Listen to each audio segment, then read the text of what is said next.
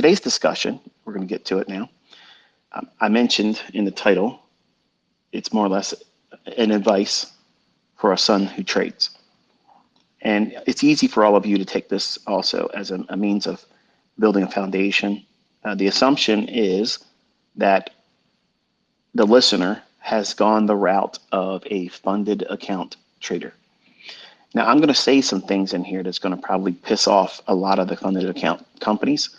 It's not my intention to do that, because if it was my intention, I would just tell my son, don't do it. And I would just throw $50,000 into an account and say, here, let's just do that. But he wants to do this on his own. And I have to appreciate and respect that, as any father would. I don't think it's the right way for him personally, and he's found that out. Okay, so just know that if you're going to be a funded account company and you're listening into this, just know that I don't have any particular beef with any single one of you, but I know that there are a great deal of hurdles that the average person goes through. And while it may be said that funded account companies do this and do that for the client, there are some things that are glaring, obvious mathematical hurdles that most people don't look at it. And I'm going to kind of like talk about that today. So it kind of makes it even harder than trading really is. And I'll touch on that. And my son now knows what that feels like, which is what I was trying to spare him of. And once you have those cuts, once you have those deep cuts mentally about losing, about measuring up, and falling short of goals, which is fine. That part's fine. Falling short of a goal, as long as you're moving in the direction of your goals, and my belief is that that's fine. Because nobody's going to get it 100% right from the first step into any journey. It just doesn't work that way. And this is absolutely not going to be the case for any of you, because it's very challenging.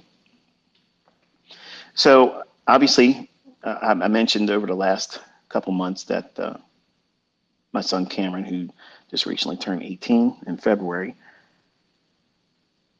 he's took it upon himself to want to come out here and try to prove to the world his dad is ICT and he can teach people how to do this and yada yada, and he's going to go out here and make money and go after the trolls. That was his mentality. That was his whole reason for doing it.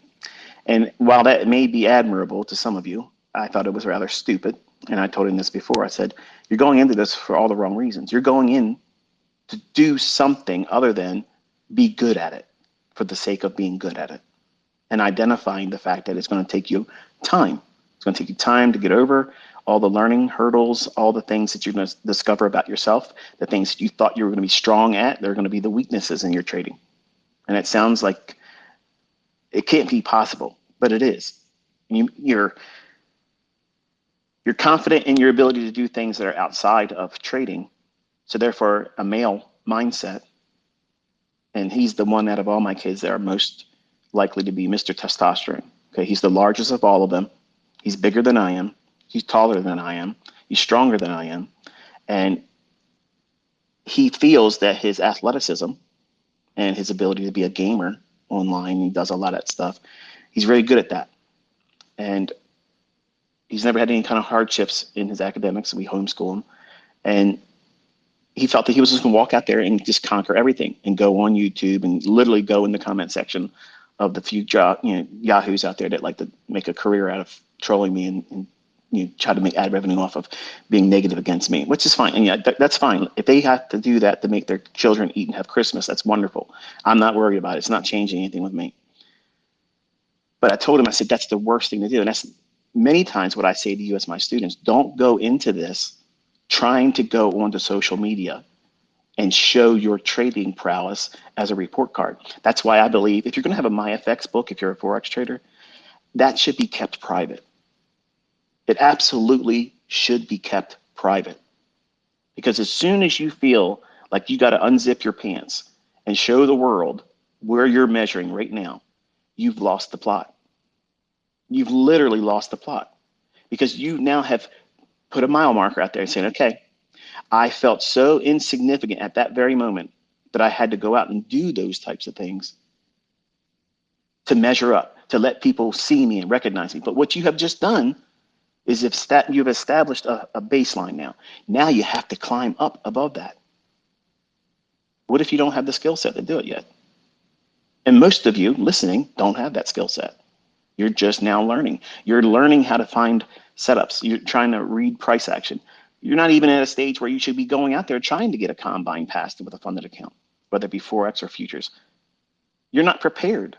My son was not prepared, period.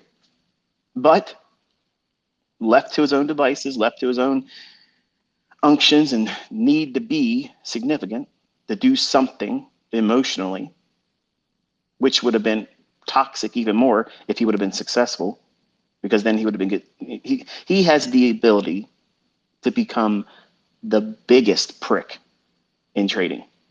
You think I'm arrogant? This little bitch, okay, would literally be a menace because he's got that arrogance flare in him, and that's what he's suffering from that right now, because he wanted it to be easy for him. It can be, it will be easy for him, but he has to do it that way. That's just the way it's going to have to be. And the things that I was trying to spare him, and what I try to spare all of you who listen to me, I try to tell you how to go into this with the right mindset, because you can make as much money as you want, but you have to be willing to lose as much as you can afford. Think about that. That's a sermon in and of itself. I could teach on that whole premise right there for the rest of this year and not scratch the surface of the importance of knowing what I just said there. But all of you come into this and you want to do something Olympic. Go out there with the least amount of experience, the least of know-how, no responsibility whatsoever, because it's going to be the funded account's fault that you lost. It's going to be TraderVate's data thing because you lost. Let me tell you something. Cameron got funded, yes, but you know what? He blew one of those accounts. He had 4 of them going because they were like $49 or $50. I think it's $50. Don't quote me. I might be saying that part wrong, but he had 4 of them going. And his mentality was, I'm going to get one of them. He got one of them, but one of them he lost. And he bitched about how he didn't get the fill he should have gotten, but he let it ride. And Top Step, if you're listening, do not give him a credit. I'm not asking for fucking charity for my son. Don't do it. He needs to understand that that was the wrong way to do it anyway.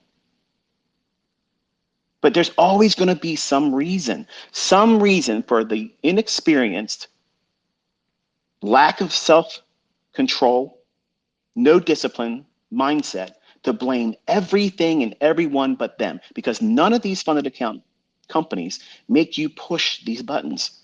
None of them do. Not one of them. You do it.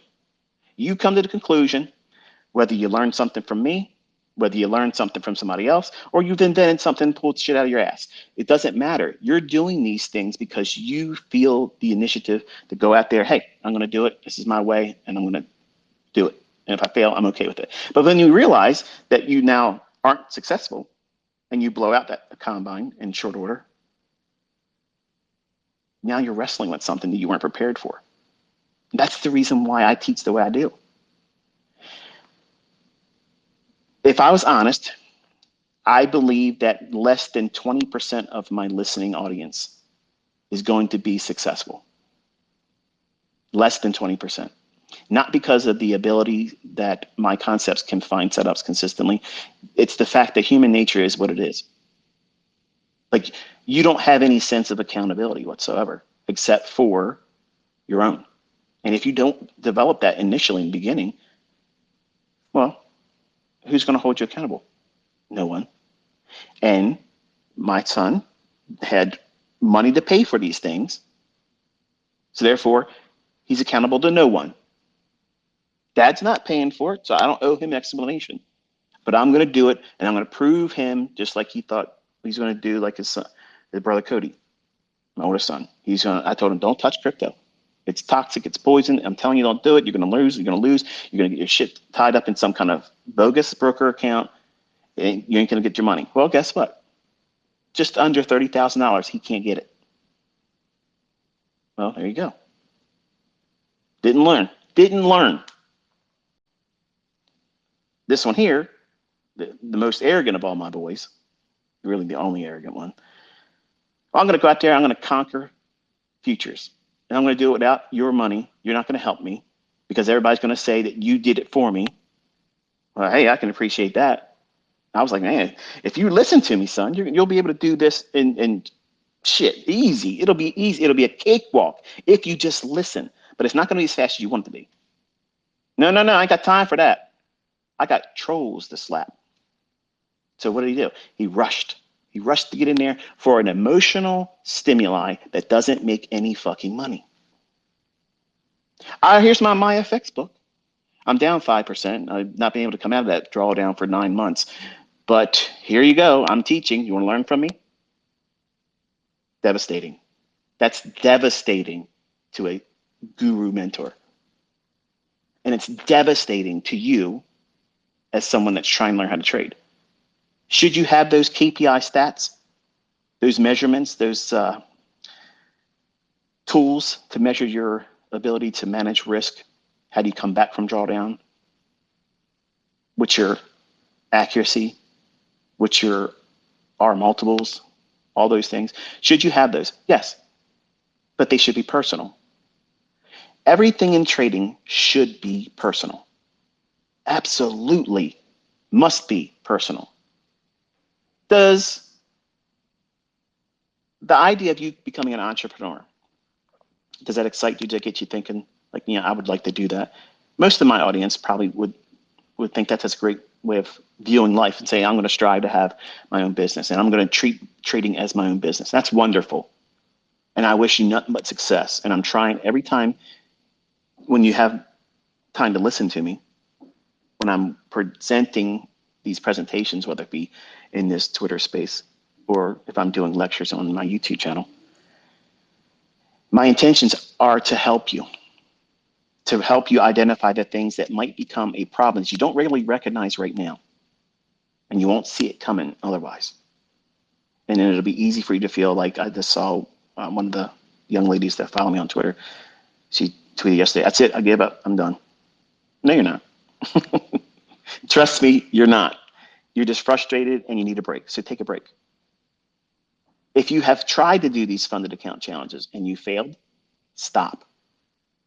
Don't even do any more of it this year. Take the rest of this year, learn what you're doing wrong. Identify some kind of resolution to those things. And come to grips with the fact that you're human. There's a lot of my students out there that are smashing it. Don't look to them and say, I'm going to do better than that guy, that gal, this person, that person. That's the wrong way to do it. Here's what you have to have as a mindset, son. You're going out there and you're trying to do something that is one of the most difficult things in the world to do. Financially carve out your own way in the most corrupt, manipulated system there is. The city slickers that run this show, they have a MO. Your dad has the source code to that shit.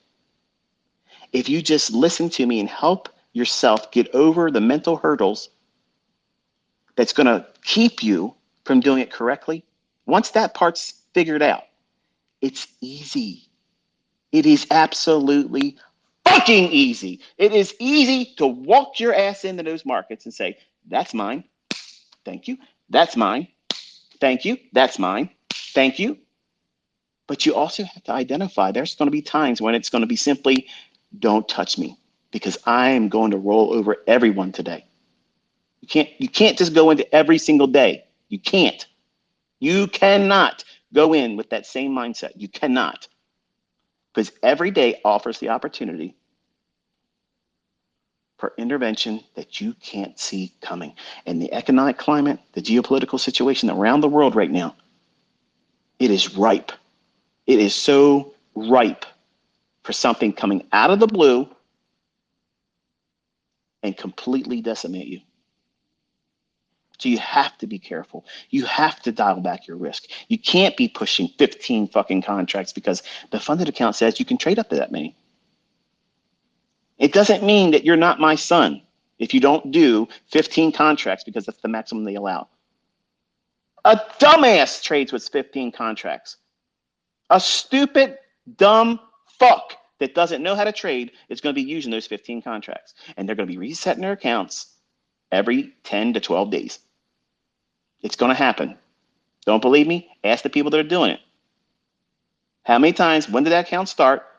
You'll see that they've been resetting and resetting and resetting and resetting. That's the reality. But you're only seeing a small piece of what social media shows you.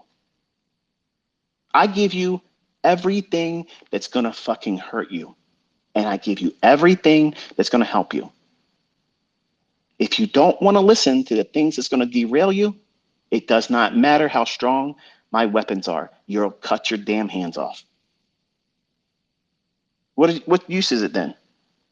How are you going to wield your sword if you've amputated both your hands? Doing stupid shit, dumb stuff, not listening, trying to run before you've learned how to crawl. The reason why you are all going to fail is because the person that you see in that mirror isn't properly prepared mentally for it. You're looking at trading as a way of getting past some kind of uncomfortable state, whether it be financially or emotionally. They're the two factors. Instead of saying, I have to have a job until I can not afford to go to work for somebody anymore, so because I can make more money doing what I'm doing, whether it be running a business or doing trading, either way. You have to submit yourself to that idea. And some of the young folks out there, like, I'm going to quit my job. I see somebody out there all the time, new suggestion. ICT said, quit your job in 90 days, trading this silver bullet. I said I could. That doesn't mean you're absolutely going to be able to. But if you had the right mindset, can someone do that? Yeah. Can someone do that if they're making $250,000 a year? They have mortgages out their ass, college tuitions they're paying off with their kid, a wife that spends money like mine does. You can't do that. You can't. So there's levels to this, okay? And you can't just do a umbrella attachment to everything that either I say or anyone else says about trading. You have to make sure it fits you. And what I do and how I teach, I make it scalable so that way you can take everything that I teach and make it applicable to you. Unless I say something specific about Forex being the only way it works here for this, or if I say this is a futures thing, don't try to use it for Forex. Unless I'm saying that at the time about that very specific thing or teaching, it's universal.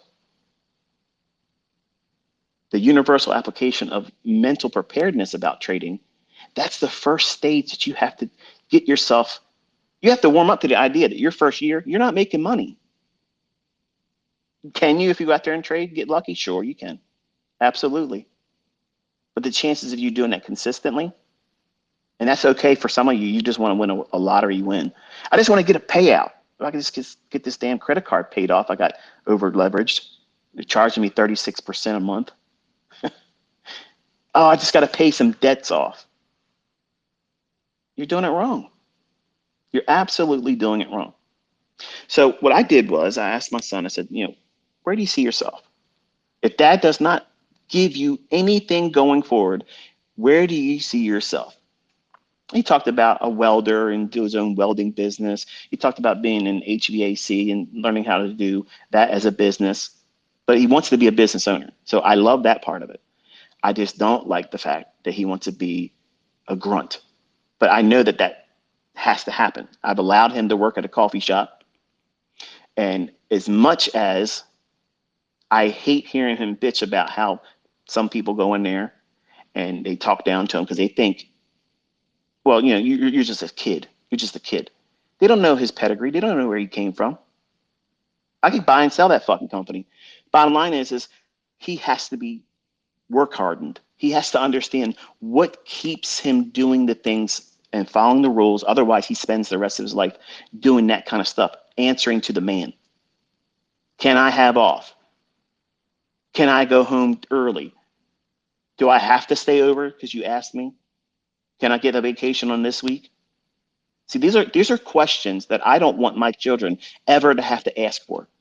And you know what? If that makes me sound like an arrogant prick to any of you, fuck you, because I don't want my children begging. You shouldn't be begging. I don't want any of you listening to me ever feeling like you're in that situation. And I don't want you to feel that way for your kids to grow up and depend, if you will, on somebody else feeding you or them. That's a terrible feeling. It sucks. You don't have control of your life. You have zero control of your life. You're at the mercy. If you're part of the working class, and let me tell you something, I was there. I did shit jobs. Shit jobs. I told my wife we were driving around, and all this is pertinent to this conversation, by the way. So if this doesn't, scratch the itch, go watch something else or listen to something else, or complain to me on Twitter so I can block you. We're out taking a drive like we normally do, and I said, "How many jobs have you had in your lifetime? And when did you first start working?" And she's like, "Well, this, that." And she had like 4 jobs. Started real young as a teenager, and when I was 16, my first job was a dishwasher. And long story short, I went through a lot of things, and I had 28 jobs. 28 W-2 paying jobs. Now, some of them I worked one day. Some of them I didn't even work a day. There was a place up in Bell Camp. It was a rubber tube manufacturing place. Place stunk really bad. I got in there and they were going to pay me $18 an hour. Back then it was great money, but I couldn't tolerate it. I just said one to the supervisor, "I gotta go. Can't do this." "Are you sure?" "Damn right I'm sure. I'm out of here. Don't even worry about the hour I've been here. Keep it." So I've had a lot of attempts to be an employee. I just failed at it. And guess what? I am proud to tell you, I failed as an employee because I shine as an entrepreneur. I'm not made to be somebody's fucking slave. I'm not made to be like that. And neither are you. But you're convinced and told otherwise by the shit you watch on TV, the movies that you watch, the people you hang around with. "Man, I got a good job." What? There's no jobs that are good. None of them are good. None of them are good. So here's my son growing up, seeing the way we live, how we live, what we do. I don't look at price tags. If I want something, I buy it. Nobody tells me I can and can't. Whatever I want, I get. Whatever I want to drive, I buy. So how could he, as my son, understand the hardships that was felt for me and like all of you that have to do the same stuff until you don't have to anymore? How do they understand how to get past that or appreciate the fact that, yeah, this isn't the right way? They have to be put in a situation where they do it. But my kids aren't lazy. So when they get in there, they start doing it. You know what it was like when you first got your first paycheck, right? It's like, man, I got this is my money. I made this money. It's only like $300 and some after taxes, but damn it, that's your money. You earned it. It's something special about it. It's meaningful to you. It's not that it's a lot of money. It's just the fact that you earned it. You felt good because you did it. You went through the process to get there. Well, guess what that is? That's fucking trading. You traded your time, your energy, your life force, your time clock that's ticking down faster and faster as you get older. You gave up a lot of that, 40 hours for that week to get that minuscule pittance of money. Well done. You got raped. Well done. You got taken advantage of. And you're going to have the audacity to call it a good job. This is a good experience. No, it's not. It's experience. It's useful experience, but it's not good. It needs to be work hardening. That means you see it, you have to do it, you're told to do it, and you can't not do it to get paid. You have to do it. So you have to follow rules. You have to stay within a parameter. Do this, do that, just to get paid off. But then you got to do it again. And where does that lead you? Nowhere. You're not going to make any money.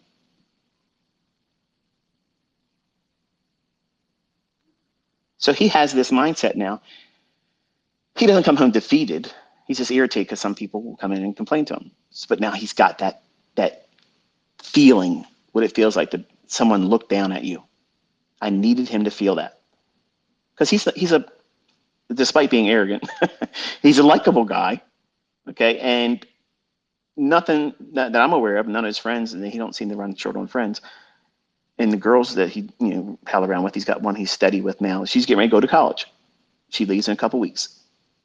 So she's leaving state to do her veterinarian career.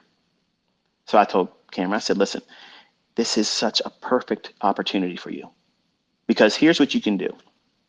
You can, if you decide that you want to do something blue collar like the HVAC tech, and you want to go into running your own business like that as a, the end result, that's wonderful. But this right here, this is the real thing. That is a plan B that you don't really hope to even worry about. But you're doing that because her parents, they don't understand what we do. They obviously see how we live, but they don't understand what we do.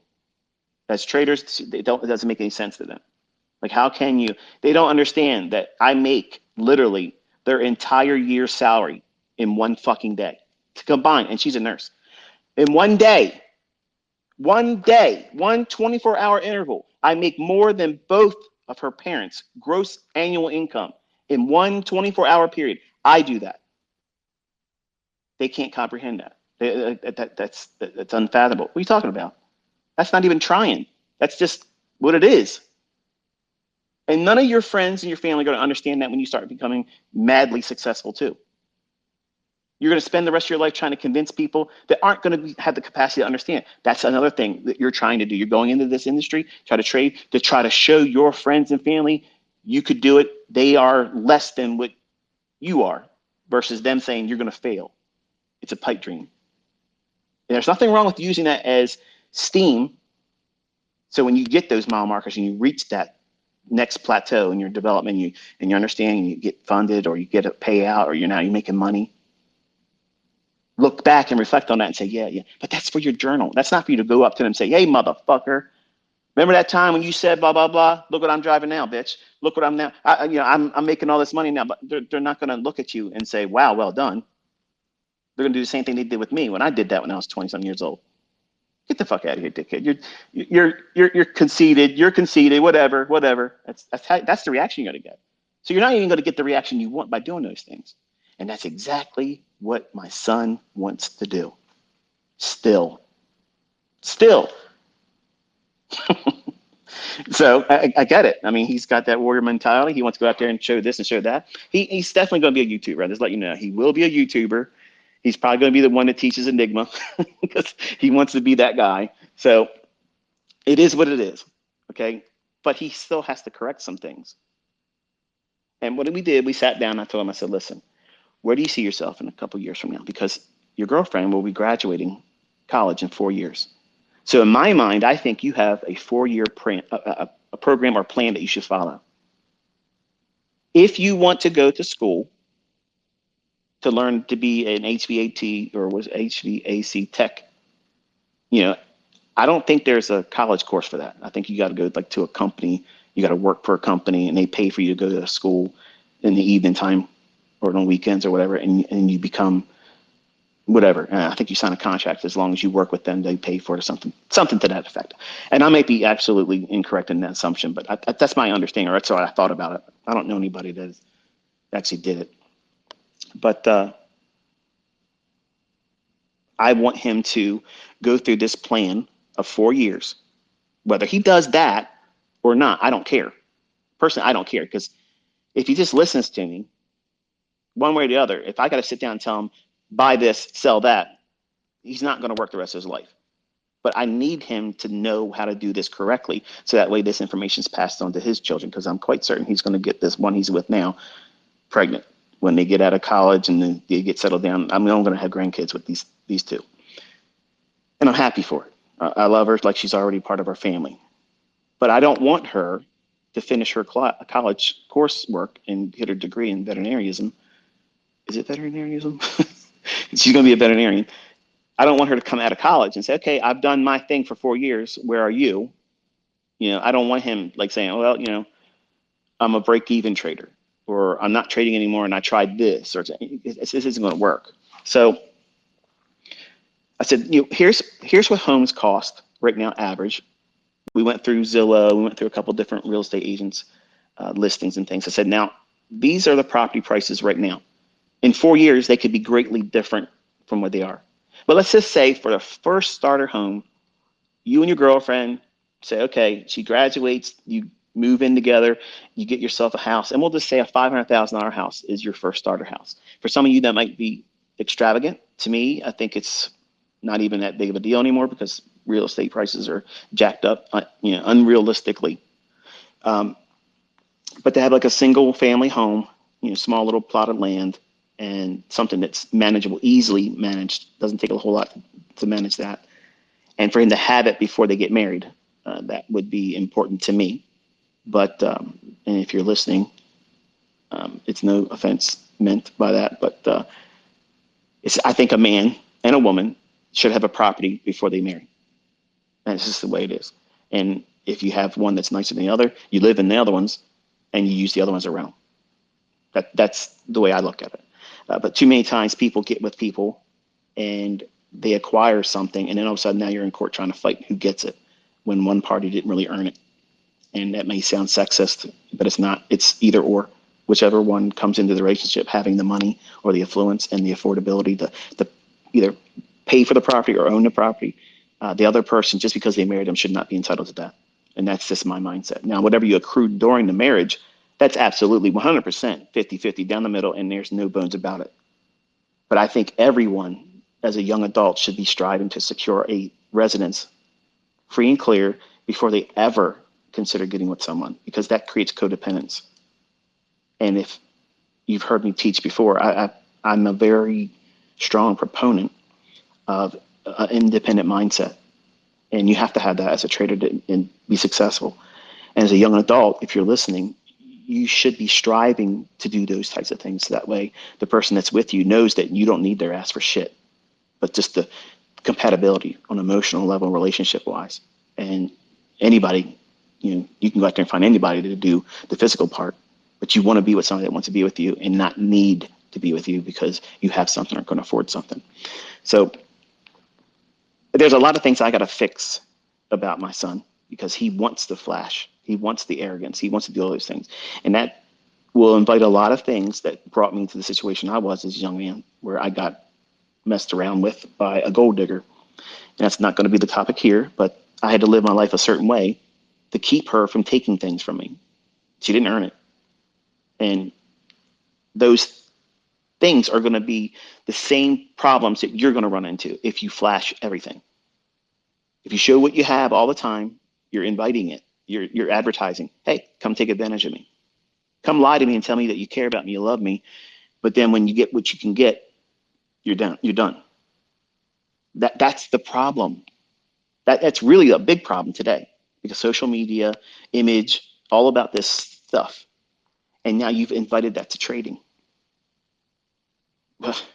You've made it next to impossible. You can't not be emotional about trading now. If social media is a large part of your trading and you're successfully, consistently profitable, wow, that is saying something, because I don't believe that helps anyone. It makes it harder. It means you have to live up to some expectation. So we sat down and I told him, I said, listen, let's assume for your first property, it's going to cost you $500,000. And you want to have some money in the bank. So after you pay the house off, say you got to have $150,000. So you're looking at $650,000. You got to have that in 4 years. So how are you going to do that? And he looked at me and he was like, I don't know. I said, well, that part's easy, but you need to understand that what you're doing right now and how you think and how you behave isn't going to get you there. It won't even get you 10% there. You're not going to do well unless you listen. You've already tried it your way, and did it work? No. So there's this little thin, razor small window of opportunity where you now have got yourself funded. You over leveraged, so you broke the rules I laid down for you. I don't give a shit about Top Step's rules. Top Step is absolutely easy to pass. And I'm going to teach you this today. Okay. I'm going to teach it to you today, so that way there's no fucking excuse for you guys to go out there and complain about, oh, well, they're trailing this and they're trailing that. Oh, they're this, that, they this.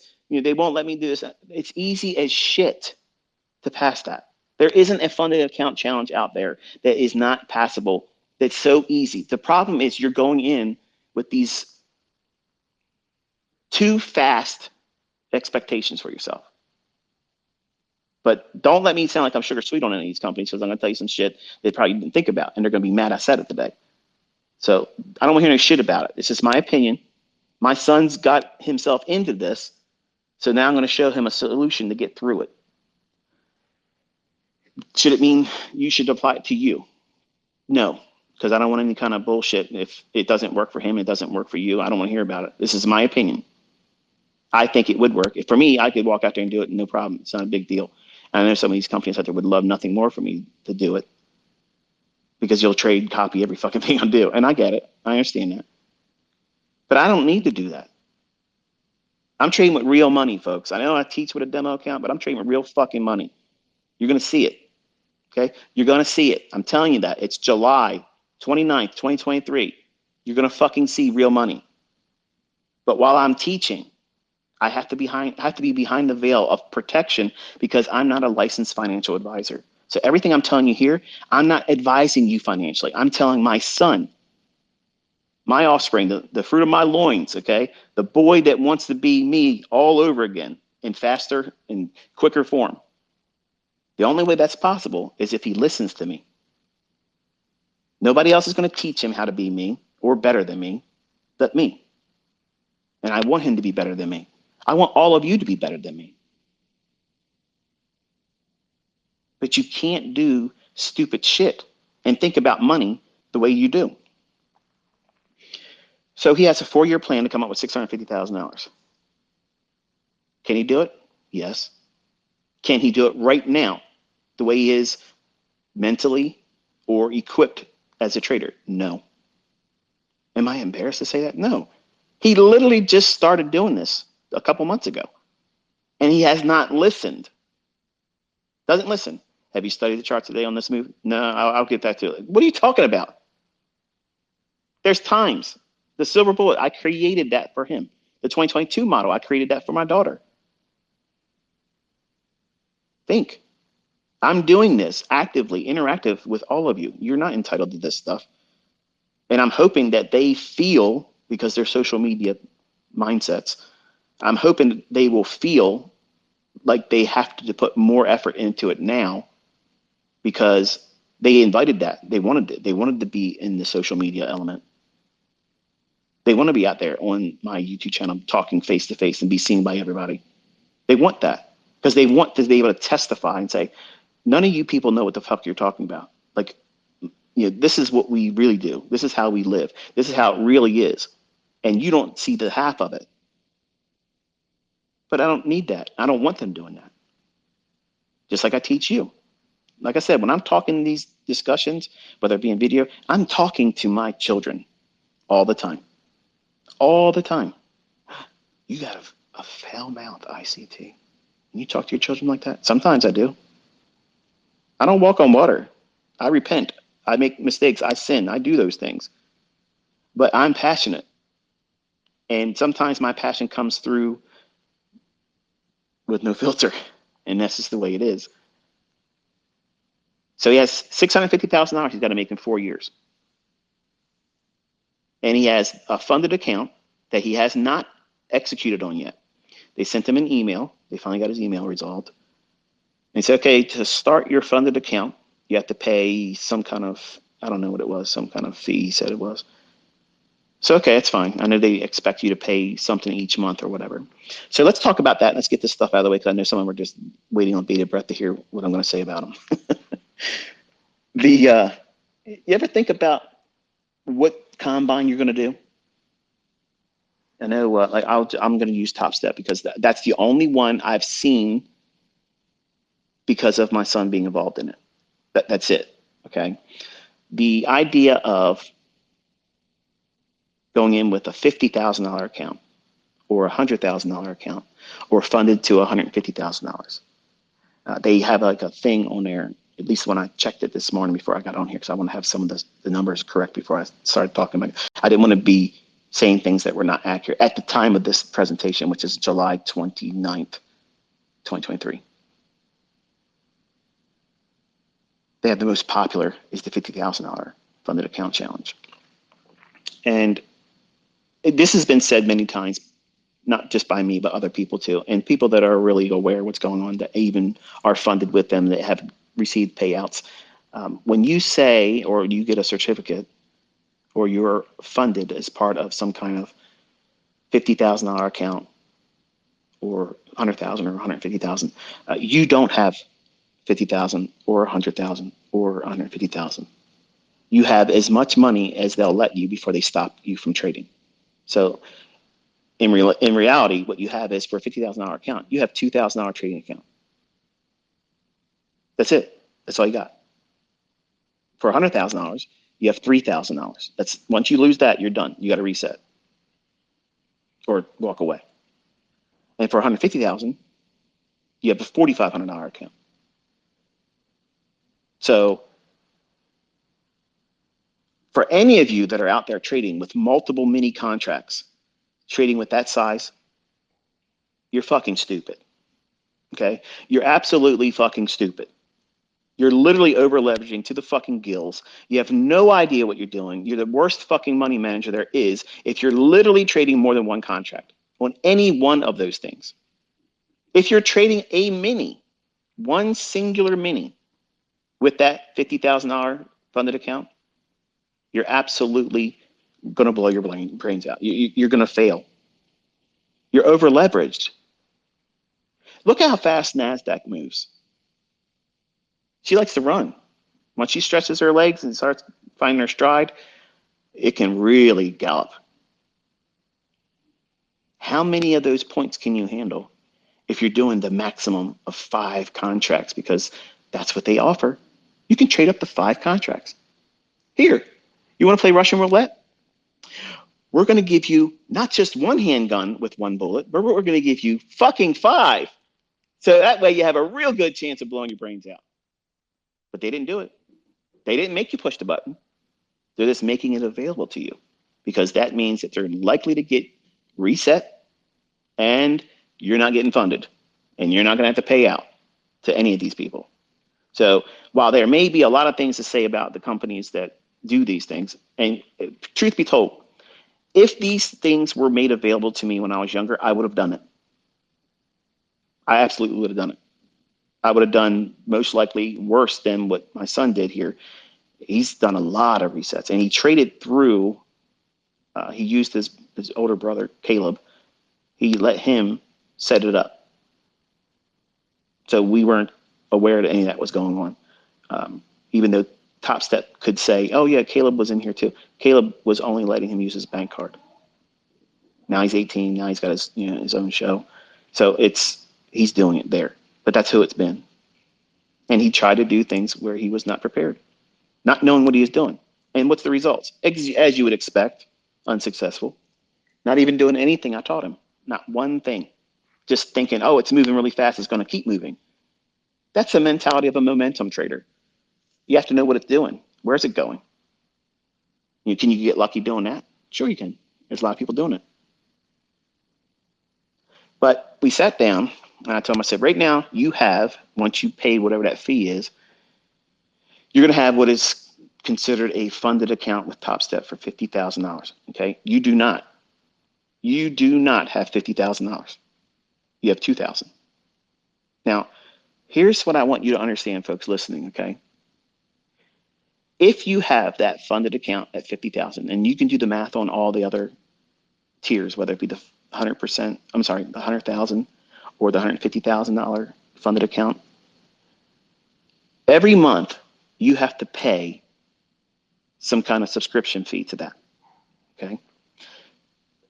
Here's the part of the financial illiteracy none of you are tapping into and correcting. The fact that you're trying to say that you have a $50,000 account, and my son, once he gets the fee paid, he does not have a $50,000 funded account. He has a relationship with a company that says we will pay out 90% on anything that you earn. as long as everything that we've given you in terms of parameters are met and not exceeded. Okay, wonderful. But you don't have a $50,000 account. You have a $2,000 account that you have to pay. And if they do raise the money back up to their right now, it's it's $49 a month. And I'm sure they probably got a lot of people sign up because it got real cheap. And that, to me, I think that's what they should do, because the stats are going to stay the same. Most people are going to fail. If I was Michael that runs Top Step, I would literally keep it $49. The pay structure they have right now, I would keep it just like that. The fucking volume that's going to bring in would way outdo what they're going to do, because number one, there's a lot of shit going on because the TradingView and the Tradeovate link up, it's not available anymore. And from me and my community, we're crew TradingView. Okay, and I don't have any affiliation with them. They don't pay me. They've asked me to have business relationship with them a couple of weeks ago. I said no. I don't do any affiliate, nothing. So my opinion is absolutely mine. It's not influenced by anybody paying me. It's just, this is my opinion. And if it's good, it's great. If it's not good, accept the fact that it's my opinion. I don't want any kickbacks from any company. I'm not interested. But eventually, if they take it back to what they were expecting people to pay, I think, if I'm not mistaken, it was $165 a month. Okay. So if you have a $2,000 trading account, not $50,000, you have $2,000, and you're paying $165, you're basically in a credit card format. You're paying 8.25% to have access to $2,000 that doesn't even exist. Hello. That's like fractional reserve banking. Listen, I'm not knocking them. That's fucking amazing. If they have people constantly coming and doing that, that's wonderful. My job and role as a teacher is to show you their weaknesses. There's things that you can exploit. You can beat their ass. You can get paid from these companies. I have students that are doing it, but most of you don't know how to view this stuff. Think about it. Have you really strongly considered the monthly fee and what you're really paying? You're paying the equivalent of 8.25% interest, whether you make money or not. And it's the same ratio, whether you go up to the 150,000 or the 100,000. It's anywhere between 8.33% or, in this case, 8.25% for the $50,000 account. So out of the $2,000 that you really have access to, you're paying $165 a month towards that. So you're paying 8.25%. So you now have to do what? You got to make 8.25% just to break even. None of you can fucking probably do that now, even in a demo account. But you're in a rush to get out there and trade in these fucking combines. You're financially illiterate. That's why I talk to you the way I talk to you. That's why I give you all of these things to understand how you're supposed to think about money, how you're supposed to behave, how you're supposed to conduct this as a business. When you trade with these companies, this is exactly what I'm having my son do. Because he's not going to stay with this company, and he's never going to go into another funded account, ever. He put money into it. We're going to take that money back. He's going to make probably $10,000, and then he's stopping. Then he's going to take that $10,000 and he's going to put it in AMP futures. He's going to trade with a real broker that pays commission, and he can get a fucking wire withdrawal every single day when he makes it. There's no, you got to be profitable 4 days, 5 days in a row, minimum this, minimum that. If you make money, you should be fucking pulling out the money. You should be able to do that. All of these companies, all of their rules are meant for you as a highly probable failure as a trader. Their likelihood of paying out is so small. It's a wonderful business for them, and they look like they're helping everybody. And for the people that know how to exploit, just like card counters, and all my students, I'm teaching you how to count fucking cards. They don't want you in there when you start beating their ass. But they want to put a copy on there or not. They can't try, they can't copy everybody, okay? Because the flash in the pan guys that come in there and do it real quick, boom, make your money, get out, and then go trade with a real broker. If you're stuck and you don't have the money to do it, and you can't scrape up the amount of money to be properly funded, and you're probably saying, well, $10,000, Michael, that's nothing. You don't even know where I'm going yet. So sit down.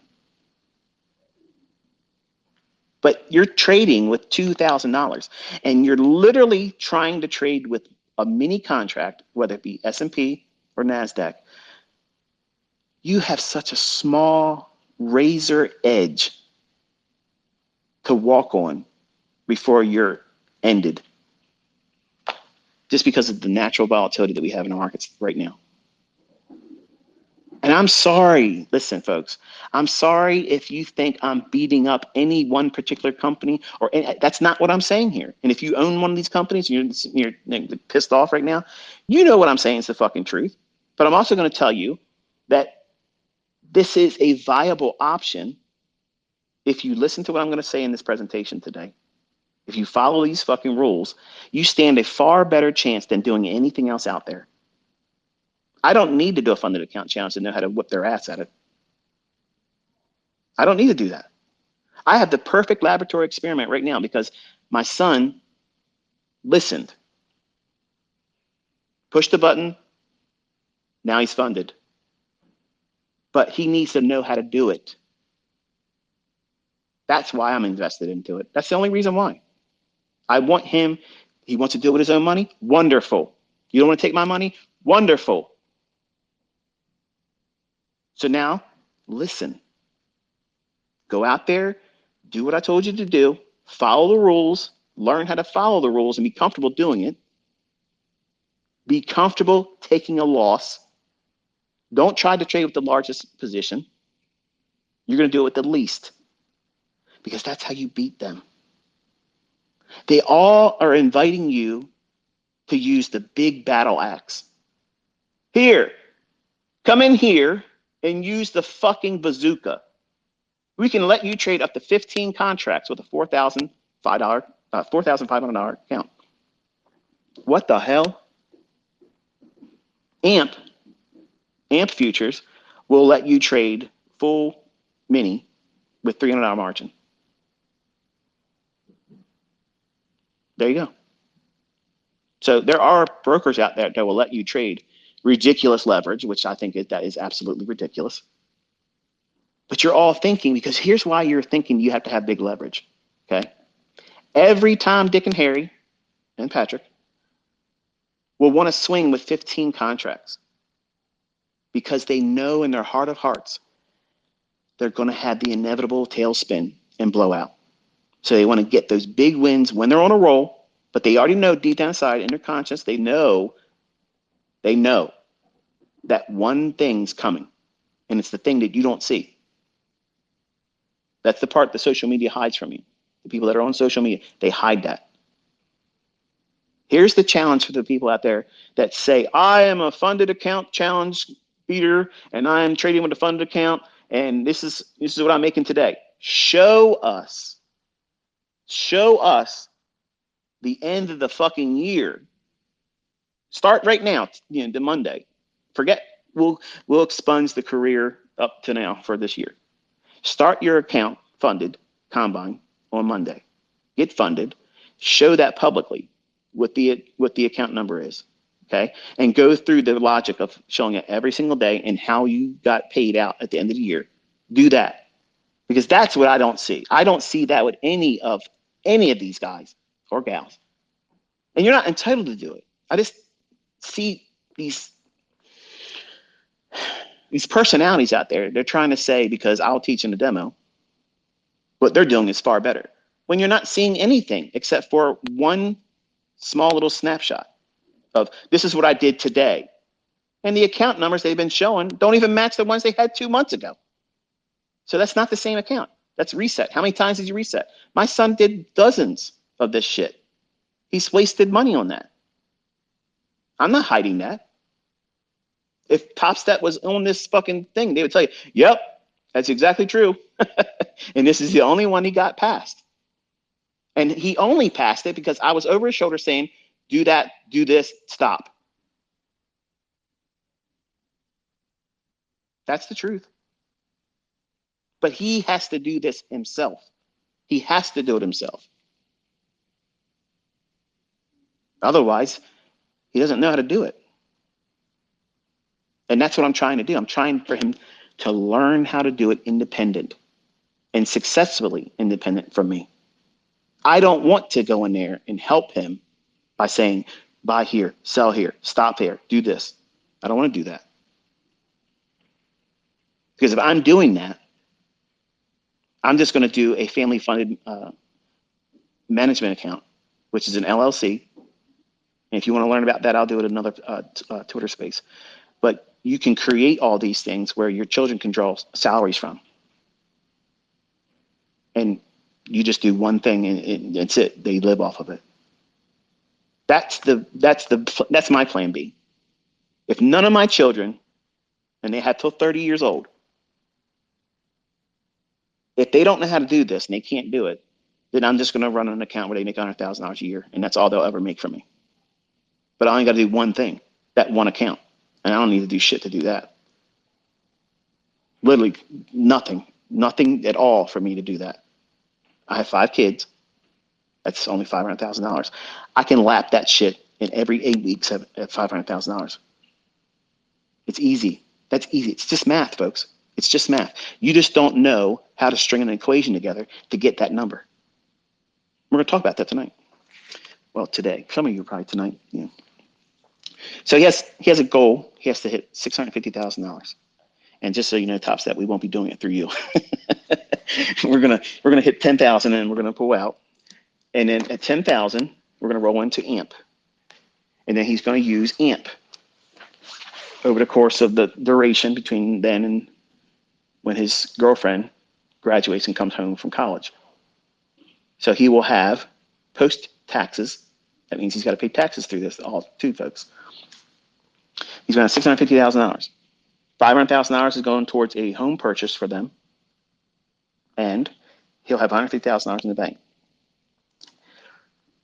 My goal is for him to know how to do this on his own, and he can carve out anywhere between $7,500 to $10,000 a week.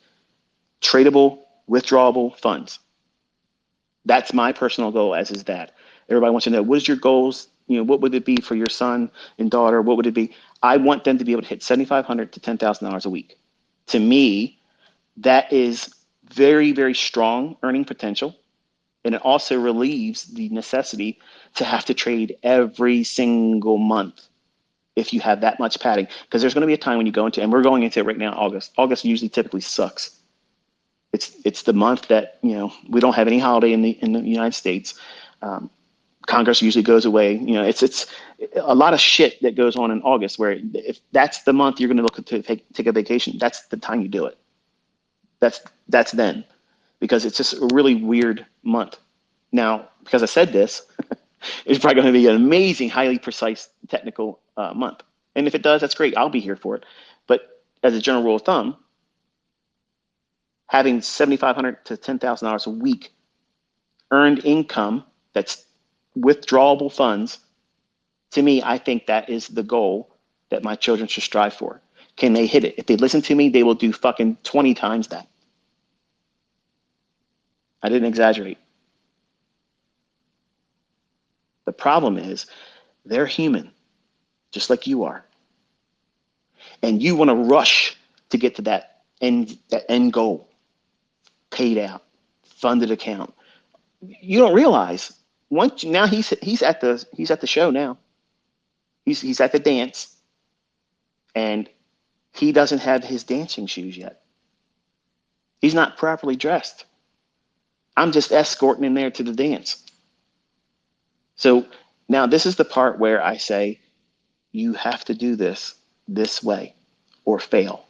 If you fail and you tried it and you did everything that the rules say and you failed, I will not and I cannot be upset with you, because it's my rules.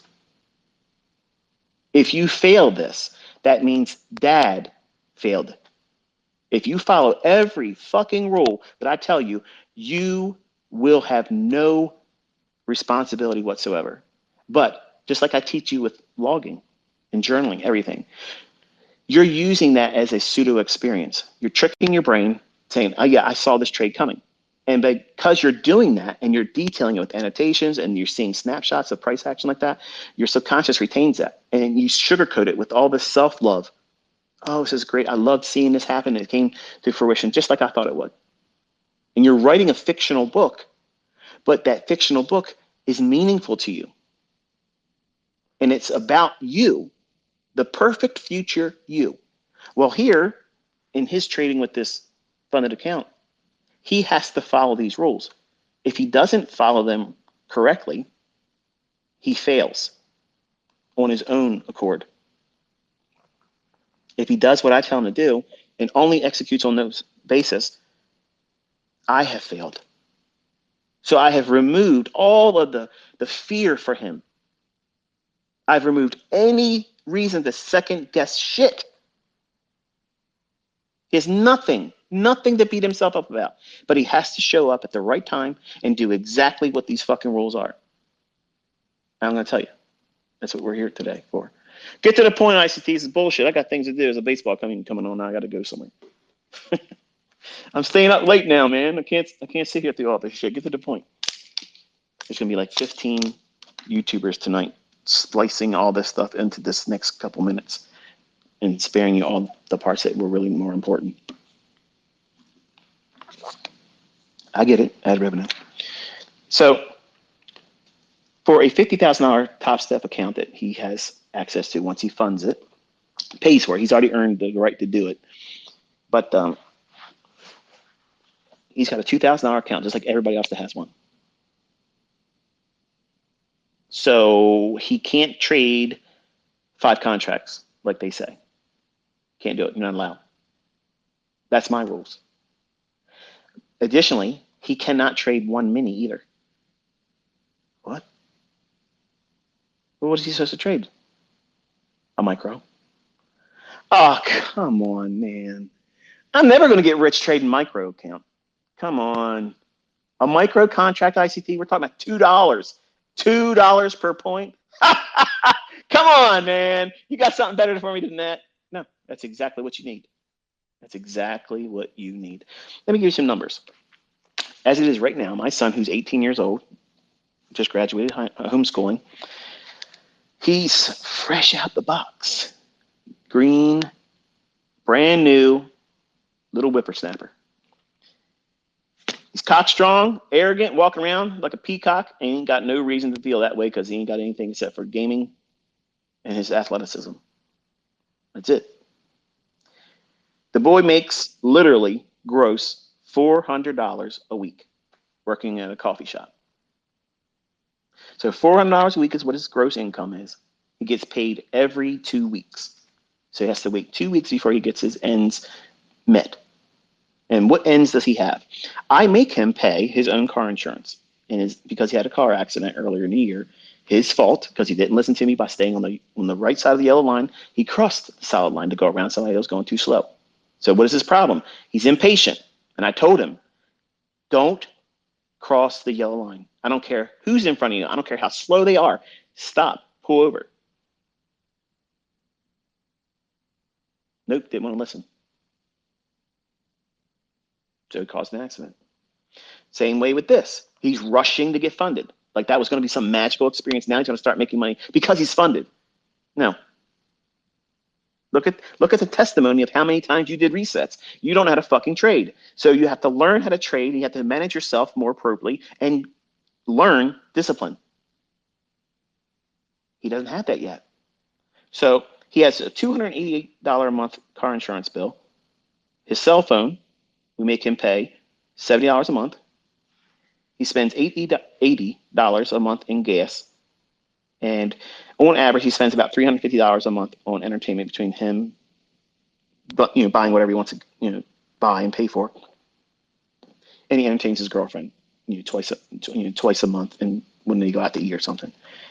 And the rest of his money, he just socks it. So I told him, I said, listen, the first rule is that we have to duplicate your income that you spend, your ends. You have to be able to do that, in addition to.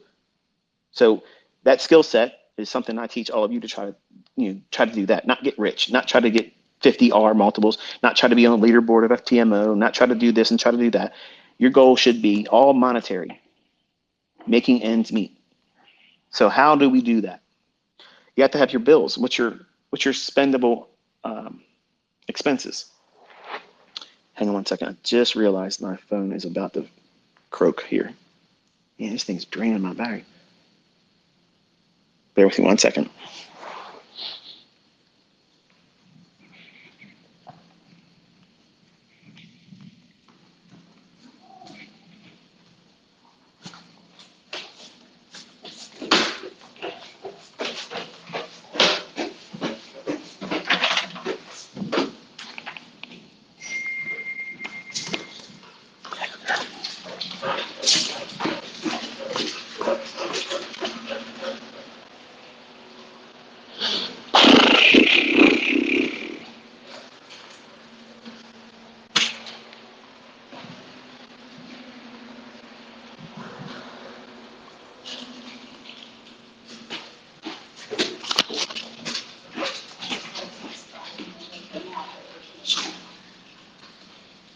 Can you watch him for a second? I gotta put Bailey away.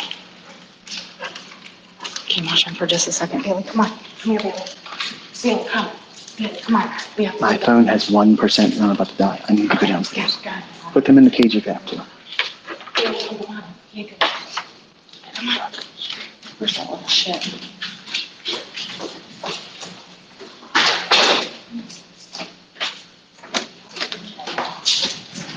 If they don't take American Express, use this Discover card. Here, I'm going to put these right here. Okay. Come on, Bailey.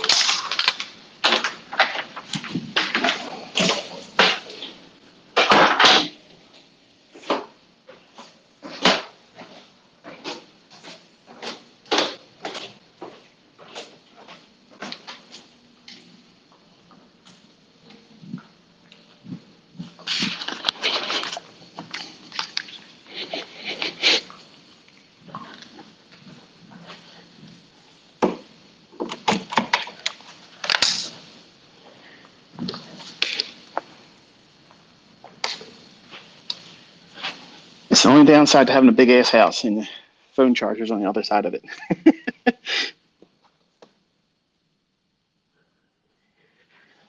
All right, we should be good now. So anyway,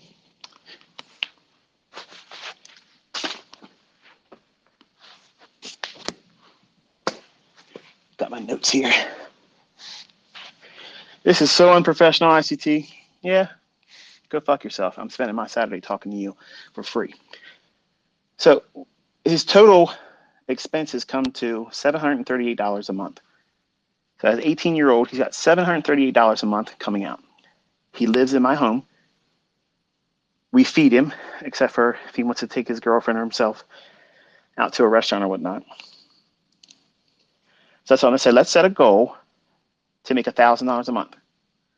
You have to do this 3 months in a row. You have to do that, because if you do something for 90 days, then you will see that that is something that can repeat. It can become a habit. I don't think 30 days is a groundbreaking thing that creates a habit, because anybody can do something for a month. Think about it. How many times have you done a diet? It should have been a habit. You should have been able to live the rest of your life like that. It's not.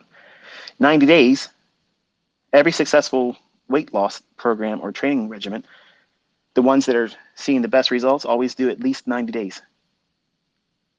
Well, in this, because we're talking about money, 1 month, one snapshot of a day, I made this much money today. Look at me. Woo-hoo. It don't mean shit. It don't mean anything. This may not be a lot of money to you. May not be a lot of money for anyone. But to him, it is, because I don't dole out money. Hang on 1 second. We have an air conditioner guy come in here. I had to make sure my wife had the credit card scheme. She's asking me something. They can't hear you. Yeah. Yeah, just sign it. We have two air conditioners here, and we run them very, very low to keep the house real cold. And yes, it's hot, but our air conditioner on the upper floors won't go down below 70 degrees. And I don't like that. So I have people come out here if I got to get another unit installed, and that's what it is. But yes, this is what it's like to be on a live session, and I will go off and do different things and discussions, and that's just the way my mind works. But $1,000 a month is what his goal is. So you're probably thinking, okay, $1,000. Okay. How can you do that with a $2,000 trading account? But we'll call it a $50,000 funded account because that's what everybody wants to call it. It's a $2,000 equity. That's what you have. So I told him, I said, listen, you're already paying what would be equivalent to 8.25% if they go up to 165. If they keep it at $49 a month plus the taxes or whatever it is, you're still paying interest. You're paying on interest to have access to something like a credit card. And if you don't do any trades, you're still paying that interest payment whether you used it or not. That's what you don't realize. When you're looking at these funded account companies, you're paying an interest. A monthly subscription is an interest payment on money that doesn't even exist. Great business model. Great business model. Is it helpful to someone that is not financially literate? Absolutely not. It's like playing Russian roulette. And the ease, or the, I guess you could say, the approachable benefits to being cheaper, you might look at that and say, well, even if I do blow it, I can afford to do $49 again. It doesn't cost that much. Well, that was the mindset my son had. My own son had that same mindset, but he wasn't doing it for $49. He was doing it when it was the full whatever it was. I don't even know how much money he's wasted on it. But I had to get involved and intervene and tell him, look, you have to do this with a structured mindset. You just can't go in there and swing for the fences and just think something magically is going to happen. So I told him, I said, you cannot afford to trade a mini contract. And that's the truth, okay? I'm going to be real blunt with you. For the folks that have $150,000 funded accounts, if you're trading more than 2 contracts, mini, you're asking to blow up. You should be trading 2 micros. Are you fucking kidding me? Yes, absolutely. I'm telling you the truth. I'm telling you the truth, okay? That's the reality. Because if you have the $150,000 funded account, you can only lose $4,500. If I did that right, and if I read their website correctly, if I'm wrong, I apologize, and I'll retract it and say something in a tweet that would be more accurate. But my understanding is a $150,000 account only affords you to lose up to $4,500. And then $3,000 maximum for a $100,000 funded account, and then $50,000 is you only get to lose $2,000 before they end the show for you. So that's all you have. And while that is a certain measure of being unfortunate in a way, the way it's being presented and packaged, that isn't the end of the road. So here's my son. He's at the cusp of executing on this week. He's going to pay for his funded account to be began. My note says it's an express account. So I don't know what that is, but that's what it apparently will become when he pays for it to begin. So whatever he earns from that point on, as long as he has several days of profitability, he can ask for up to 50% of it. We're not interested in 50% because we're going to do all of it, and then we're done. But the idea is he needs to be trading 1 micro contract. That's all he can afford to trade. But what if you're a better trader? That's all you can afford to trade. Where am I stuttering? In that you get 1 contract at the micro level. If you only can afford to lose $2,000, that means you're only trading with 1 singular micro contract. I see all these guys on YouTube. I watch them, okay? And I love the fact that they have the brass, the moxie to get out there and do that. And sometimes it's very entertaining, okay? Sometimes it's tragic because they're trying, but they're trying with too much leverage and they don't know how to trade. That really compounds it. So my own son fell victim to that same shit where you don't know how to trade and you're trying to over leverage. That's lottery. That's casino mentality. It's you going in there trying to gamble. So I told him, I said, for every $2,000, right now you only have $2,000 you can work with. So if you make $2,000 more, then you can afford to trade a second micro account, contract rather. So now for someone who doesn't know what a micro is, when we talk about trading in minis, for the S&P E-mini contract, for 1 point, that means it's 4 ticks. And what would that look like? If you were trading 4,500 even, and it went up to 4,501, that's 1 handle or 4 ticks, or the equivalent of $50 in change of fluctuation from one price at 4,500 to 4,501. That's $50 increment in terms of monetary value, but it's 4 ticks. For NASDAQ, it's usually, we'll just say 15,800 to 15,801. That's 1 handle or 4 ticks. For a mini, that's $20 in the NASDAQ. So a micro for S&P micro is going to be $5 per point. And you're thinking, what the hell? Well, it's equivalent to the Dow futures. You're just chopping it down from 50 to $5. I can't make money. Man, you can make your whole fucking career income right now trading just 1 micro. So if I hear any of this shit on Twitter, if I see any goober on YouTube, you're going to have to be showing that you can't make money, because I'm going to tell you right now, my son's about to do it. He's about to do this very thing with a micro, not even a mini, okay? He's not even going to do nowhere near what they say they're offering to you. You can trade up to 5 contracts. No. Does that mean he can trade 5 micros? No. $2,000 increments. That's what affords him 1 more micro. When can he trade a mini? Never. Because when he gets to $10,000, he's asking for all of his money. He's getting the fuck out of Dodge. Some of you already done the math. Okay, he's got 2,000 now. He can trade with 1. And he gets to 2. He can trade 2. And no. He's not allowed to trade with 1 mini. He doesn't have the equity to support it. See, all these fucking clowns out there pretending to be gurus and mentors and teachers and this and that thing, they're absolutely gambling. That's why they don't have a large degree of profitable students. Everybody can come out here and have a whole bunch of people with certificates saying they got funded. That doesn't mean dick.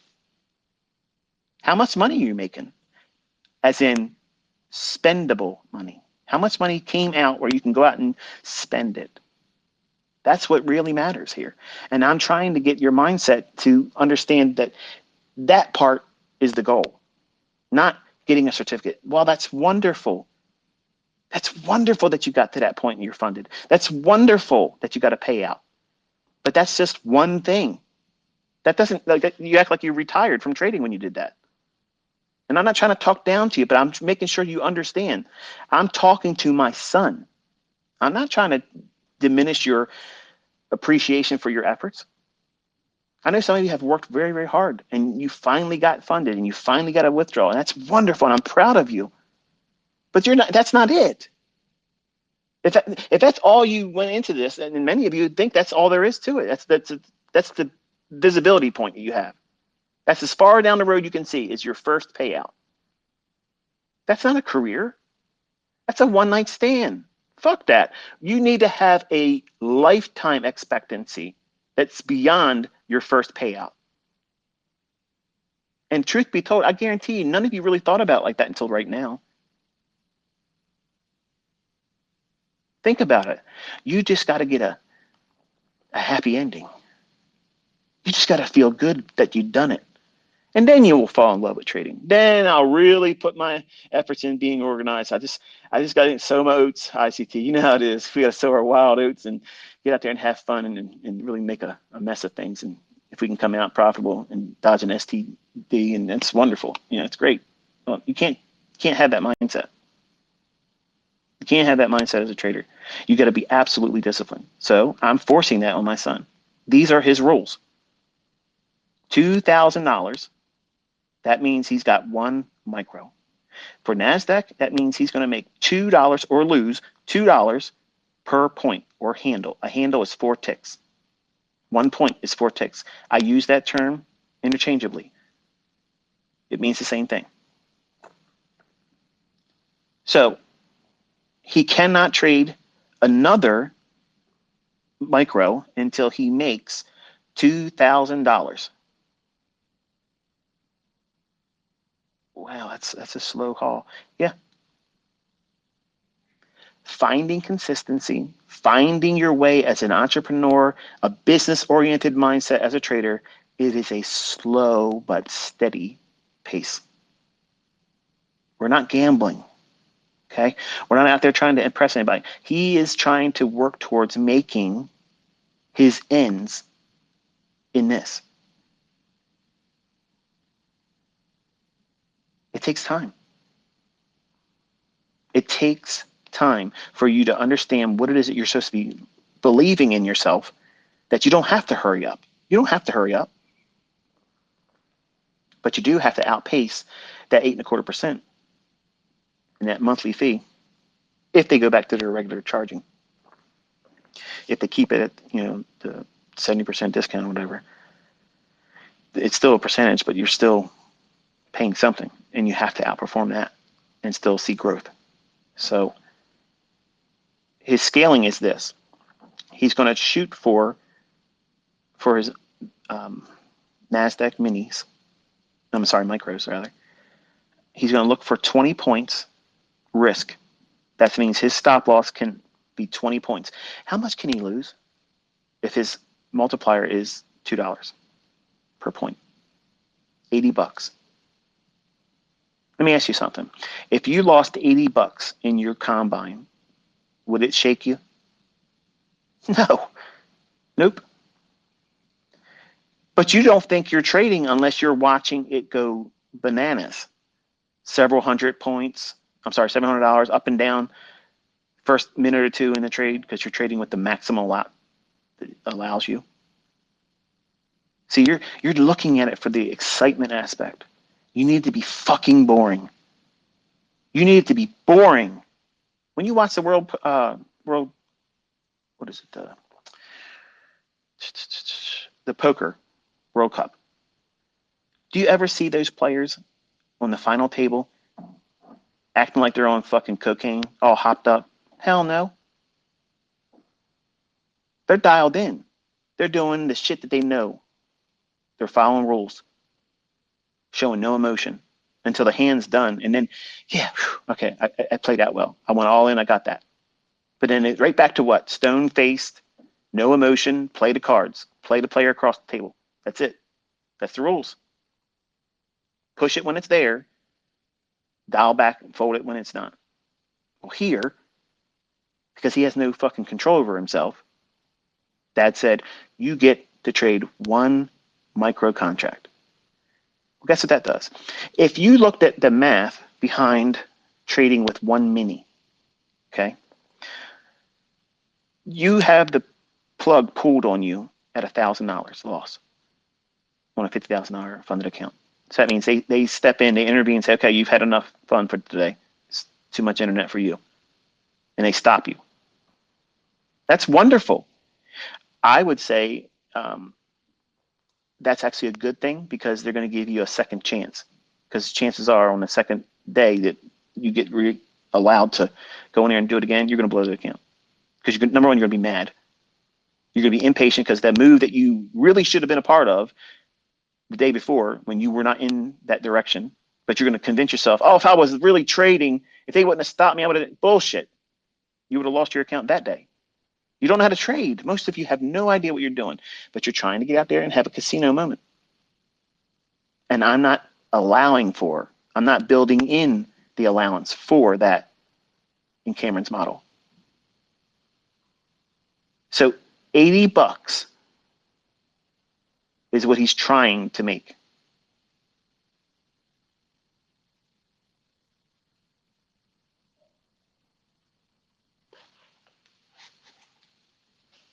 $80 of $738 a month. That's a nice little bite out of that. What happens if you just made $80 a day? You, the person listening to this that has a rent payment or a mortgage payment or a car note that you knew damn well you shouldn't have bought that car. It was too much money for you to buy it, but you had to impress your friends. If you had $80 3 times a week, what would that do for your finances? See, that's how I teach. I try to be a voice of reason so that we understand, number one, if you can get to that point and be consistent about it and not get juiced up on the emotions or lulled into with greed. Oh man, I saw this guy on YouTube. Oh my goodness, man. He just literally just did $10,000. I got to do that. Ask the guy that did $10,000 to show you the same account for 6 weeks. I'll wager that you're not seeing $10,000 growth on the same account. But you'll receive that because it's enticing. That enticement is a big selling point. Like if I was a piece of shit, I could literally market my ass and do all kinds of shit and make millions of dollars every week. That's not my motive. My motive is to teach people how to do this. And I do it for free. I'm giving you something that you don't have any entitlement to. My son's real approach that he's going to be going in and trade with. He's risking $40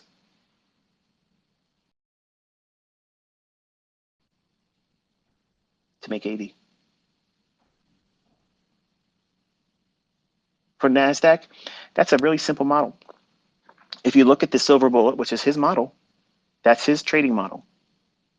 I'm not hiding that from you. I'm not hiding it at all. A setup yesterday. If you look at your 1 minute chart, this is the interactive part. If you're not able to look at the charts right now, if you're driving, just know that you can send yourself a tweet or send a tweet to me to make sure that this is what you're looking for. I'm sure somebody else is going to tweet a chart and show you the actual moment. But at 1 p.m. and 56 minutes after, so 1:56 p.m. New York local time yesterday, that very 1 minute fair value gap was the 2 p.m. to 3 p.m. silver bullet. Your entry would have been the 2:41 time, all New York local time. That model was right there. Some of you out there trying to teach my silver bullet on YouTube and other places. I did not say that the fair value gap forms in and only between 2 o'clock and 3 o'clock. You're trading a fair value gap between the time of 2 p.m. and 3 p.m. You're trading a silver bullet that's traded to between the hour of 10 a.m. and 11 a.m. for the AM session. You're trading a London session silver bullet between 3 a.m. and 4 a.m. New York local time. You have 3 fucking chances to do this model. When you get one, you stop, Cameron. Stop. You don't do another one. You don't push it again. You don't try to get more. You stop. If you have a losing trade, you stop. You don't try to get it back that day. You stop. You don't need Top Step to come in and say, oh, you lost half your account, because that's what you're doing. You're losing half of your account.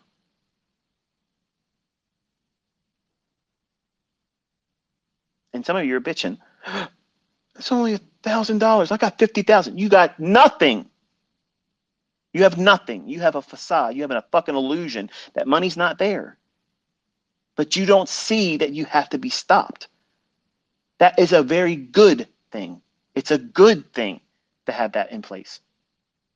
But you're viewing it and seeing it as this is an obstacle.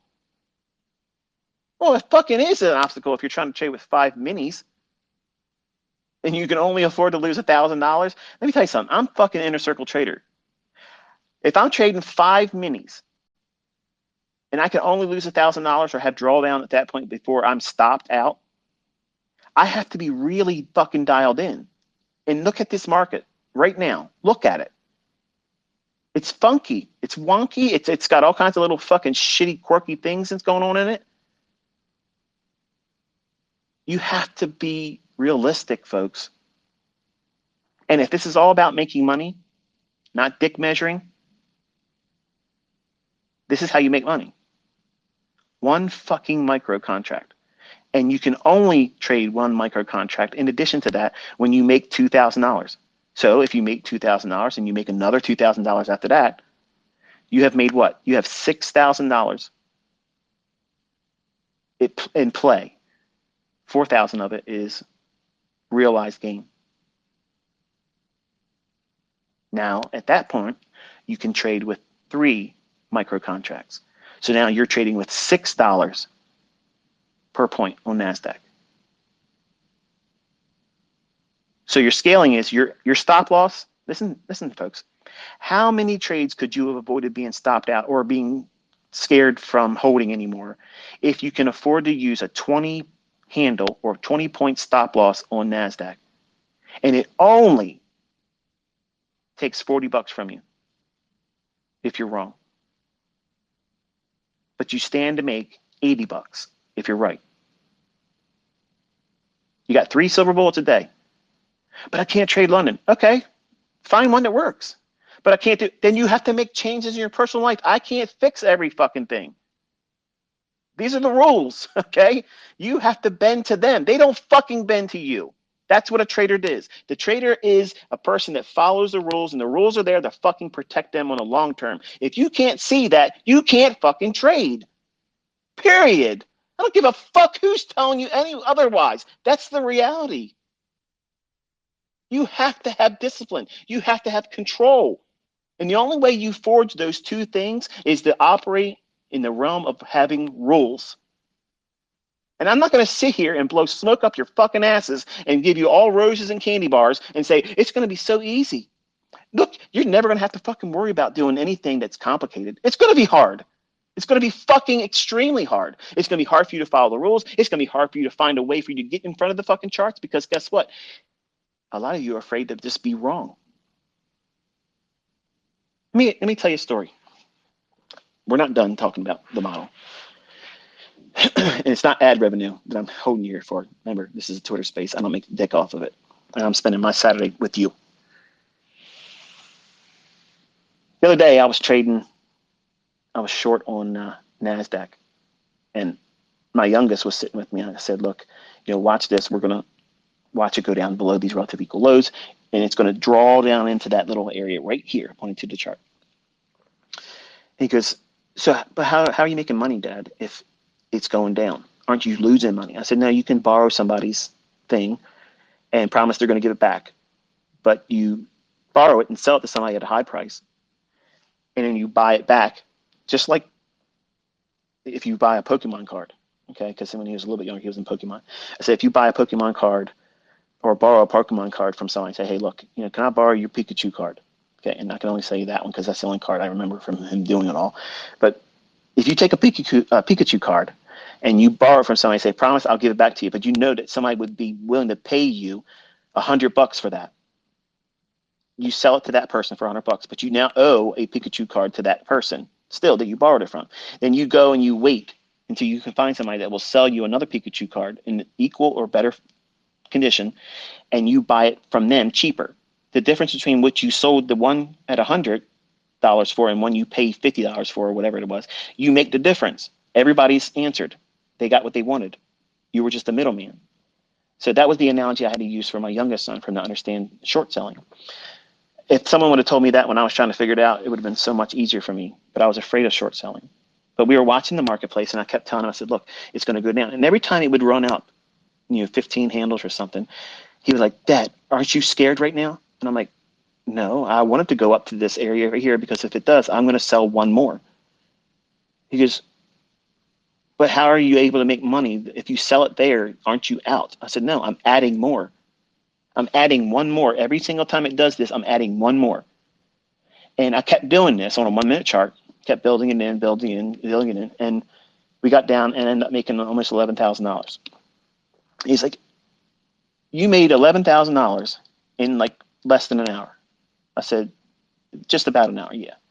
He goes, can you do that every day? I said, I can do more than this every single day, but there are days where I will try to do this and I'll get hurt. And then I'll have to wait until the next part of the day. And then I'll do whatever I did in the morning, I'll do half of whatever I tried to do in terms of the size. So if daddy's trying to trade with 10 contracts, I'm only going to be able to do 5. So that way, if I do take a loss, I can't lose the same amount of money that I lost in the morning. So I have to control the amount of exposure to the risk. Because if I offer the same amount, or I make no approach to trying to stave off, big drawdown, which is where we lose money and the account just keeps dwindling down, you have to make plateaus in your drawdown and also control your rate of acceleration in profiting.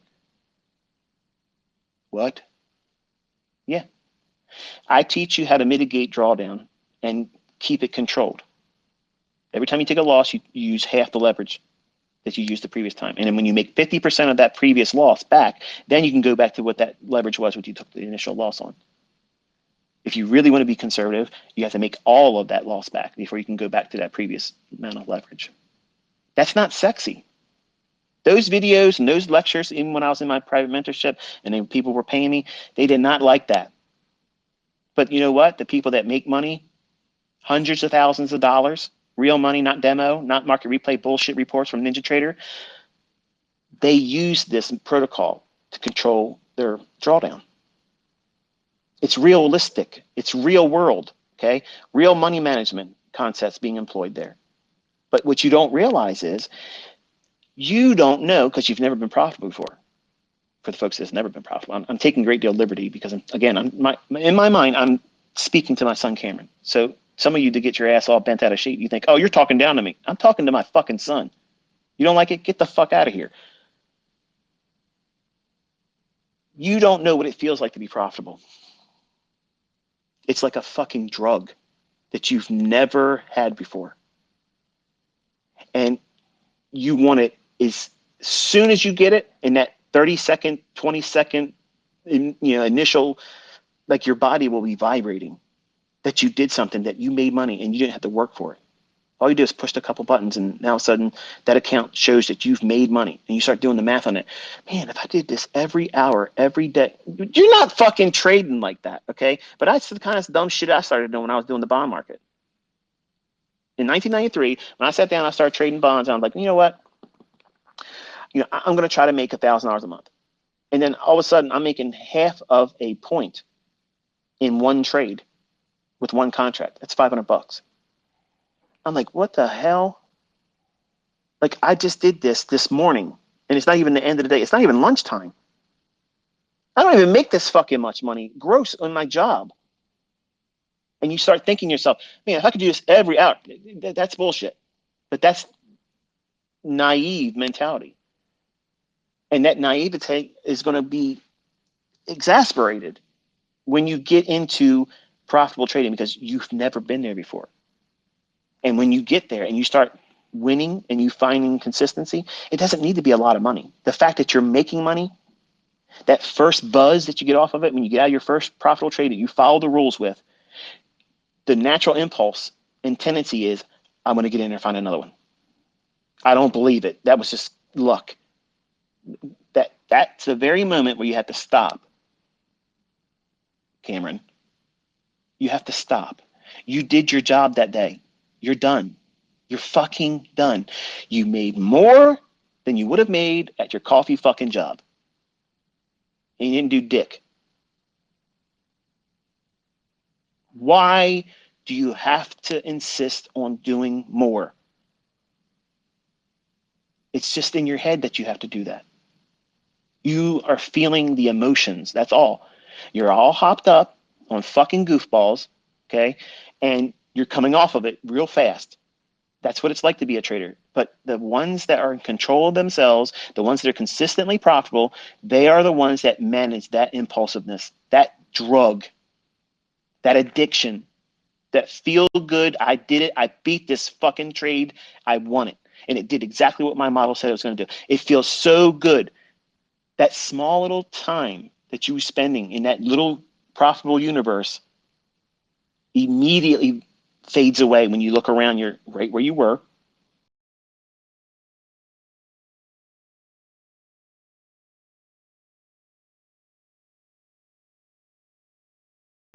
Signing back in here. Give me a heads up. Give me a 5x5 if you hear me. Any one of you, you can tweet to me. Give me a 5x5 if you hear me.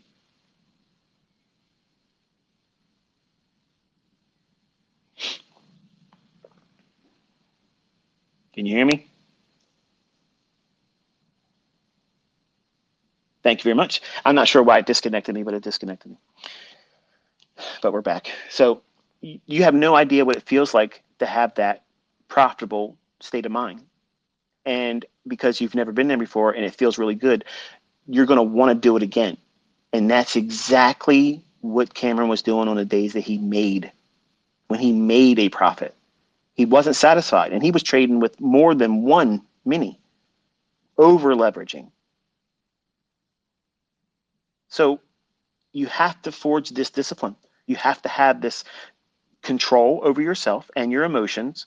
And there is no book, there's no fucking mentor, there's no work at all out there. And there never will be that answers this enigma that everybody has to go through. You have to experience it. If you've never been there and you've never made a profitable trade with real money, what I'm talking to you sounds like another language you've never learned. It's not. There's no point in trying to arm wrestle it because you don't know what it feels like until you experience it. But give me a number one. Just send a tweet to me with a number one. If you, when you first had a profitable trade with a real account, the feeling that you had, it doesn't matter how much money it was, but the feeling of accomplishment, how fast that faded and you wanted to go back in again, even when you knew there was nothing in the fucking charts to make you take a trade. Because that feeling of accomplishment is what that's what you're really trading for. That can't be why you're trading. That cannot be the sole reason why you're trading.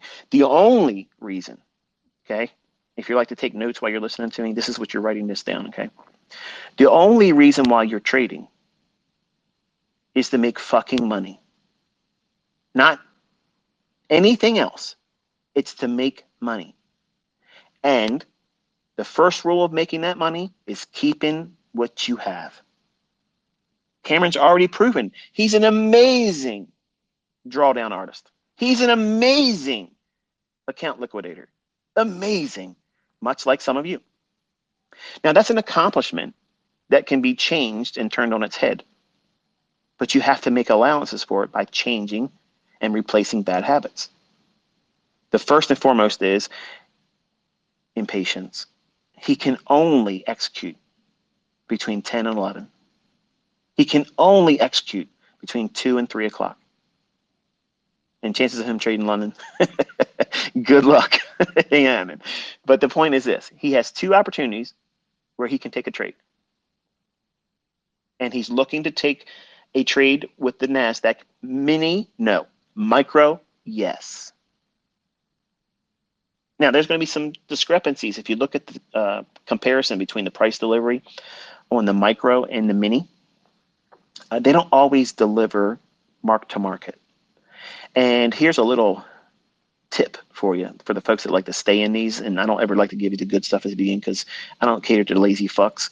So if you compare and contrast the micro to the mini, many times you're going to find there's an S&T divergence when they run against the micro.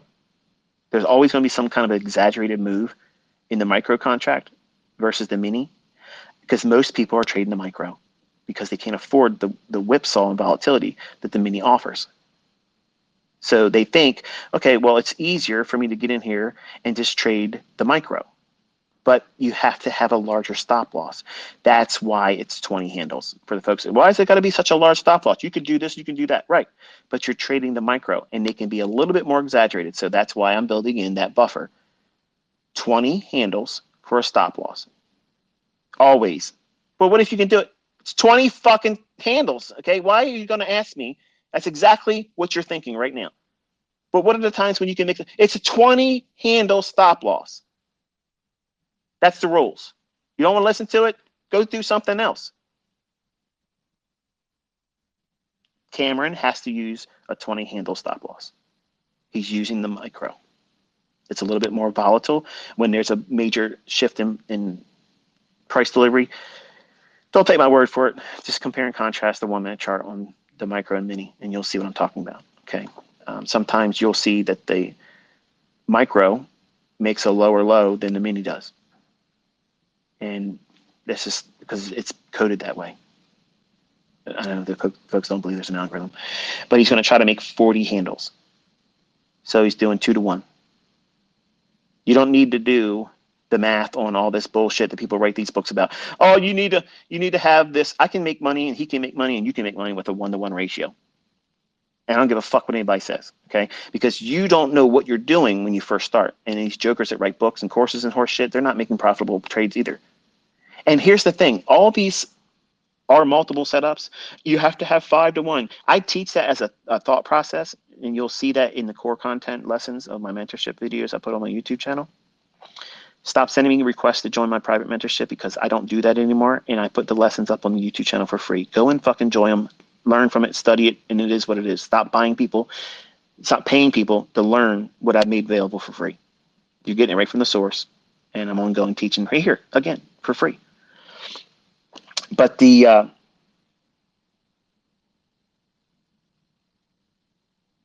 multiples that people say you have to have or you're going to lose, for instance, you got to have 3 to 1 minimum, or your risk of ruin is this, that, and everything. Because they argue that you have to have that type of ratio in your trading where you risk $1 to make $3 minimum. If you can't do that, don't take the trade. Okay, that's a religion. Okay, they say I'm a cult leader and I'm running a cult here. Okay, I'm going to turn this shit around on you. If you think that you have to have a 3 to 1 to make money, you're a fucking clown. Okay, because what you're saying is you're ignoring the idea that you know or don't know the outcome of the next series of 5 trades.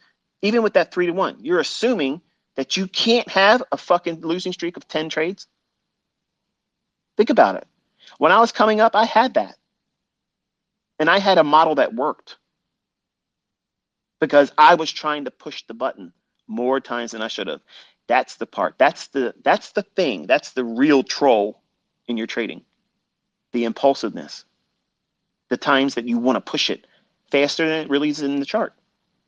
That's where the real work is. And that means knowing where the price is going. Why should it behave that time? That's why I have time aspects to my trading. I cut out all the bullshit. And like I was showing you the other day with the FOMC rate announcement thing, why don't I trade those days? Why don't I tell my students to trade those days? Because the absence of precision. How much plainer does it need to be? They're highly manipulated at that time, just like non-farm payroll, just like CPI. You know, these big events, they're highly manipulated. So there's manual intervention, and you can't trust your chart. I don't trust mine. So you have to wait for that initial sandstorm to pass, and then go in there and do your business. But you don't think that way until you've been burned lots of times and lose money. But once you have learned how to keep that from happening again, and the effects of having lost money, you will appreciate sound logic and rules. I don't have a problem with rules. I'm a rule-based, principle-based thinker. I have protocols, procedures. I have a routine that I follow. There's a method behind my madness. Even though it may seem like it's scatterbrained, I know exactly what the fuck I'm doing, when I'm doing it, and many times weeks and months before I even do it. Do you have to be that fanatical about it? No. So to remove all the bullshit that people say about me and what I teach, I have literally gave you a 60-minute interval 3 times a day where you can look for a setup. The setup requires you to know where the draw on liquidity is. You don't even need to know the bias on the day. Like, you don't need that. Just look at where we have come prior to that time. Is it more likely, because we've been going up, who's profitable? The longs. Okay. Is there a relative equal lows? Is there a singular low that hasn't been traded to yet? Because even if the day is going to be higher, they're likely to see it do what? Retrace, run some stops, and then accumulate those sell stops and go long. Smart money would be long, and then run the daily range higher, even still. Like, you don't need a bias. But to help you understand, to be principally oriented, have a rule-based idea, you should be focusing on developing a bias, because there's going to be days where you don't want to trade. You don't want to trade. And I teach you that. They're very generic days. They're not hiding from you. And when I talk about it on Twitter, oh, this is a day I'm not really excited about, or this is something I wouldn't touch. Otherwise, it's very static days. Days right before non-farm payroll, any FOMC day. Don't trade ahead of CPI, but after CPI, you can trade it. I mean, it's not rocket science. But many of you don't want to be told, don't do this. And many of you don't like to be told what to do.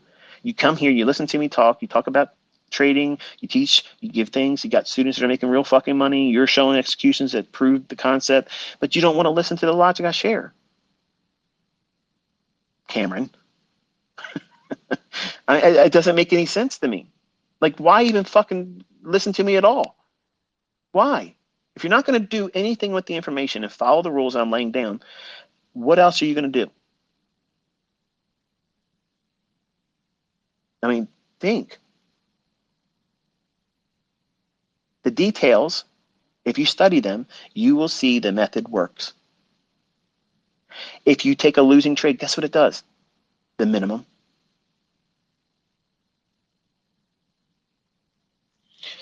I lost 40 bucks. Really? Wow, that's like fucking 2 pizzas today. 2 pizzas.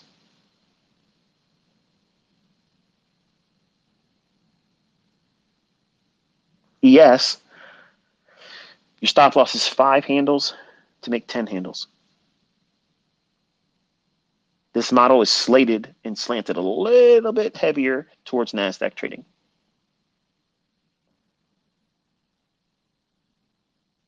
What distinguishes the time when he would trade NASDAQ or ES? The market structure that's in the chart on the 1-minute basis. That's it. What does that mean? If he wants to go long on a fair value gap, say between 10 o'clock and 11 o'clock, his rules state that if he sees the NASDAQ as the 1-minute chart forms and runs up into that, if he's seeing higher lows compared to a series of candles, and I'm not talking about an institutional price swing, and you know what that is if you go into my core content, just in the actual candlesticks themselves. If you're seeing candles make lower lows, even though they're going higher in ES, but not seeing it in NASDAQ, order flow stronger on the buy side in NASDAQ. So when he trades down into a fair value gap, he will trade NASDAQ, not ES. Very simple filter. That's not S&T. You're looking at the individual order flow on candle by candlestick basis, ahead of the decline down into a fair value gap that he would be going long. The entry will form between 10 and 11 o'clock. The fair value gap can exist to the left prior to 10 o'clock in the morning. Same thing applies to the 2 o'clock to 3 o'clock afternoon silver bullet. If the trade idea, if the fair value gap cannot yield, if it doesn't have it in the framework to allow for 40 handles from its entry to the draw on liquidity you think is the next probable draw, where it's going to go to, you don't take the trade. Now you have no fucking excuses. You have 0 excuses. You have rules. You have limitations placed on you. The money management aspect is absolutely in fucking iron now. You cannot erase it. It's what it is. You can only trade 1 micro for every $2,000 in equity. Right now, 0 equity when you start that funded account, you have a $2,000 account. You can only afford to trade 1 micro. When you earn $2,000, then you can do a second micro. That means your point multiplier for every handle move, fluctuation up and down, will now be only worth $4. but it's not going to get me money real fast. That's the fucking point. That is the reason why you're fucking broke and you can't make money. You're trying to do something that you can't do yet. Trade larger. It's not about fucking size. It's about quality. The quality of trade setup and the quality of execution and the quality of risk management. That's the fucking game here, okay? That's what everybody that's making money is doing. They're not telling you to fucking trade with 15 contracts. They're not telling you to trade with 5 contracts to do it better for you. It's there so you can blow the fuck out and pay reset fees, because there's a lot of fucking students that I'm going to be making over this year that's going to be coming for fucking payouts, and they need that money.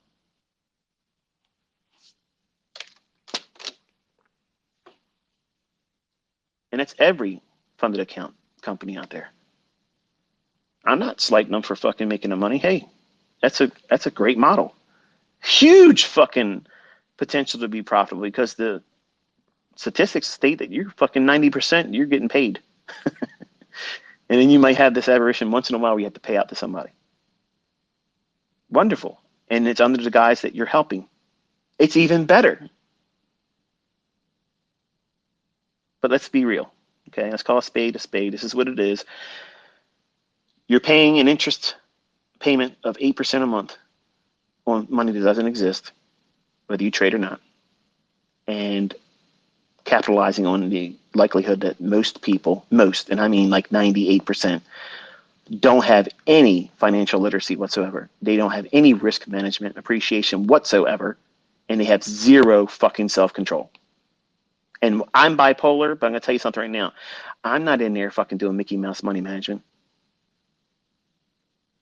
If you see me taking 6 contracts, 4 contracts in a partial entry on a pyramid, I can afford to do those types of trades.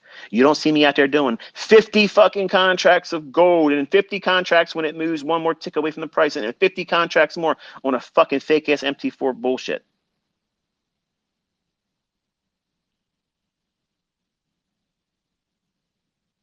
At some point, you're going to have to listen to somebody that's talking real shit, real stuff, real world stuff.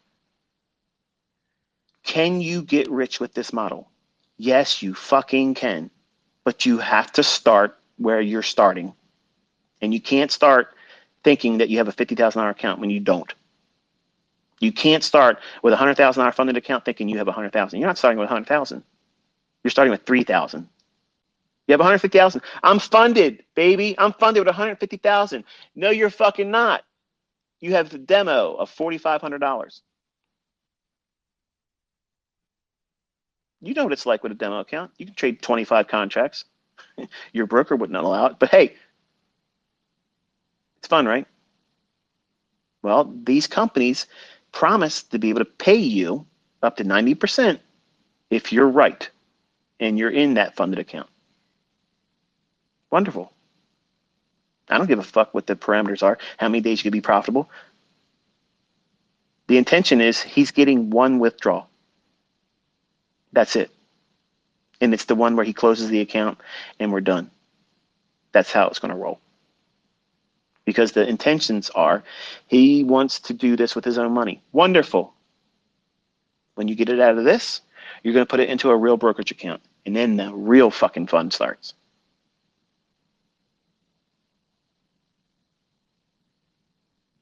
But he has less than $1,000 a month in expenses.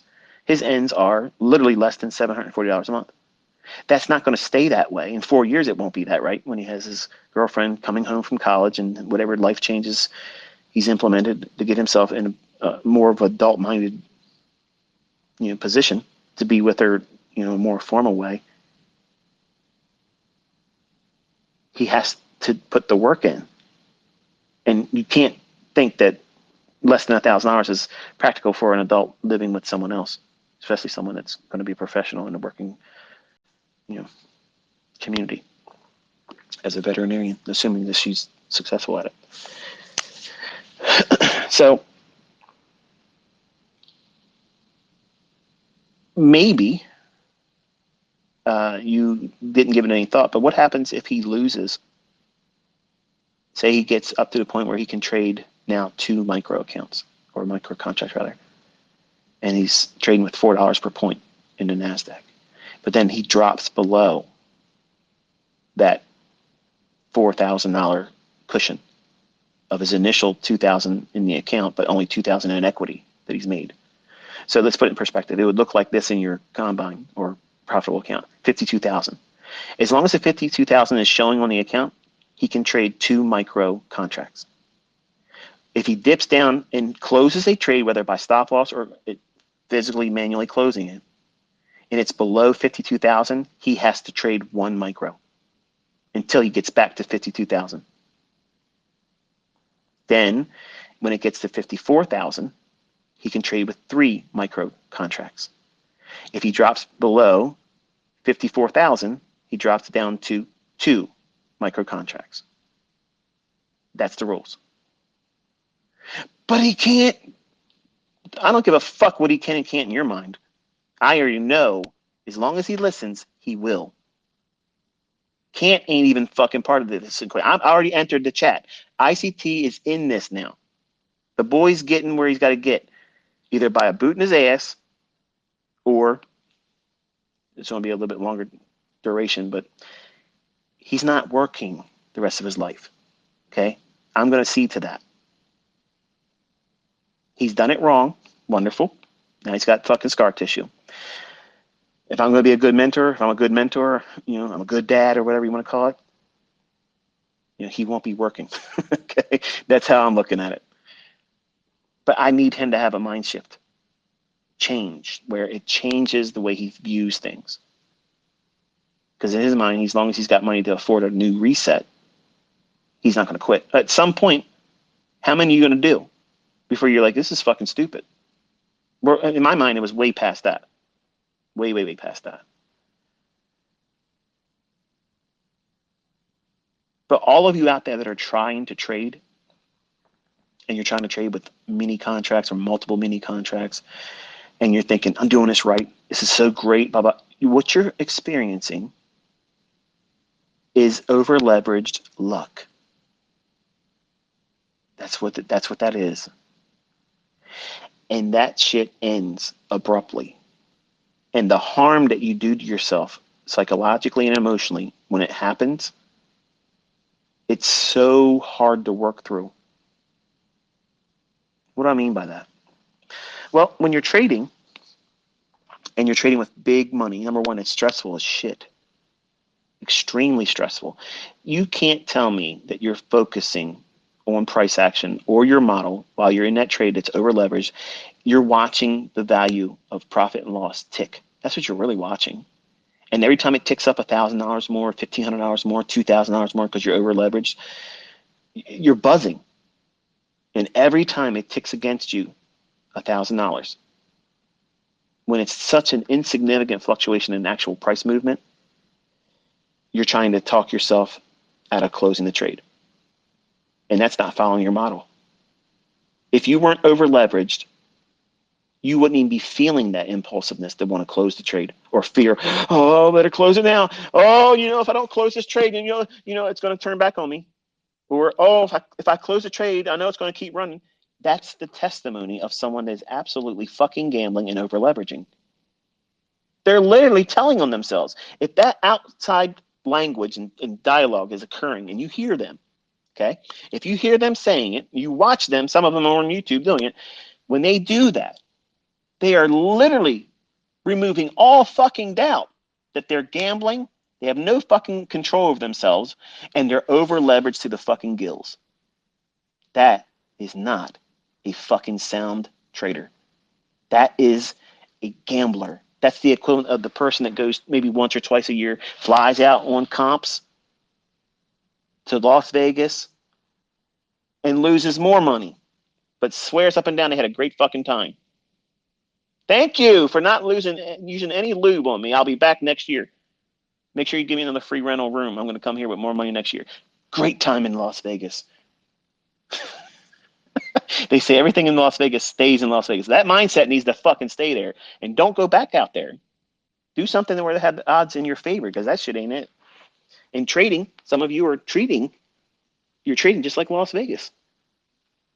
Well, all I got to do is reset. Eventually, I'm going to get that 15 contracts and hold for a 100-point move. It's going to happen. The fuck it's going to happen. Okay, it's not going to happen because everything you're doing is going to ensure that it doesn't. You're increasing the amount of adrenaline and cortisol pulsating through your body while you're watching something with the hopes that you don't fail, when if you would have traded with the proper leverage, it doesn't fucking matter if it turns on you. You're trading the statistical probabilities of that setup forming and following suit to the rules and the model's expectations. That's what you're doing as a trader. The money is the least important fucking thing. The only time money is important is when it's time to pay your quarterly fucking taxes, or when you settle with Uncle Sam at the end of the fucking year, and you better be on fucking time with it. Then after that, once that part's done, then you can glory and gloat about what you fucking made, because until that man's fucking paid, you ain't made shit. You ain't done nothing. You've done nothing. 1 week, 1 day, 1 month ain't shit. It's nothing. That's nothing. And the only way that you're going to forge the mindset that takes you out of the working class hero bullshit, everybody that's working is on the plantation. You're all fucking slaves. And I used to be a slave too. And the only way you get the fuck off that plantation is to run your own show, your own business. And this is one avenue. It doesn't mean it's going to work for everybody, but this is one bastion that still exists where you can get yourself up out of that. But you need to stop thinking, I'm going to be rich overnight. I'm going to build up $2 million or $4 fucking million in funded account challenges. And I'm going to be funded and I'm going to do this and do that. Listen, I have students that do that. Okay. Even if they use what I'm talking about today, their trading will be a lot less impulsive. They'll be more consistently profitable. They won't have the tug of wars that's occurring inside of them. They got to live up to expectations because they made everything they're doing public. So-and-so said he's $4 million funded. He should be $8 million by now. Don't do those things. You're literally making it harder than it needs to be. Trading already for a new startup, for a person that's beginning, this is one of the hardest things that exists. Like, it's very fucking hard. It's hard. But it's beatable. And you have to do everything opposite to what you think this industry tells you should do. Try to get money real fast. Try to get rich real quick. Try to over leverage. You only make money with big positions. You can't get rich trading small. Bullshit. These are fucking people that are working 2 fucking jobs, hoping you're going to buy their bullshit online. So they don't have to fucking work their second part-time job, because they sure as fuck ain't making it in the fucking market. Where are the fucking results? Just getting a funded certificate is nothing. You can't fucking buy groceries with that. You can't fill your gas tank with it. You can't make your ends meet with that. You have to have visibility past that. And so many of you young folks are only seeing just that. And you think something magical is going to happen when you get to that funded account. You know it is. It's going to be fucking funny. Something magically happens. Your give a fuck is going to go through the fucking roof, because now you're going to be scared shitless about every trade you take. Because the combine is, I'll just reset it. Now, no. Because now at the funded level, it's not just reset that bitch. It's, I got to reset, get the combine done, and then go back into that funded account position all over again. And chances are, if you're learning anything from all that, is next to nothing. Because you haven't controlled yourself. You have not presented a rule-based routine, a protocol that you have to follow. And the number one thing that you have to do is remove the interest in making a lot of money fast.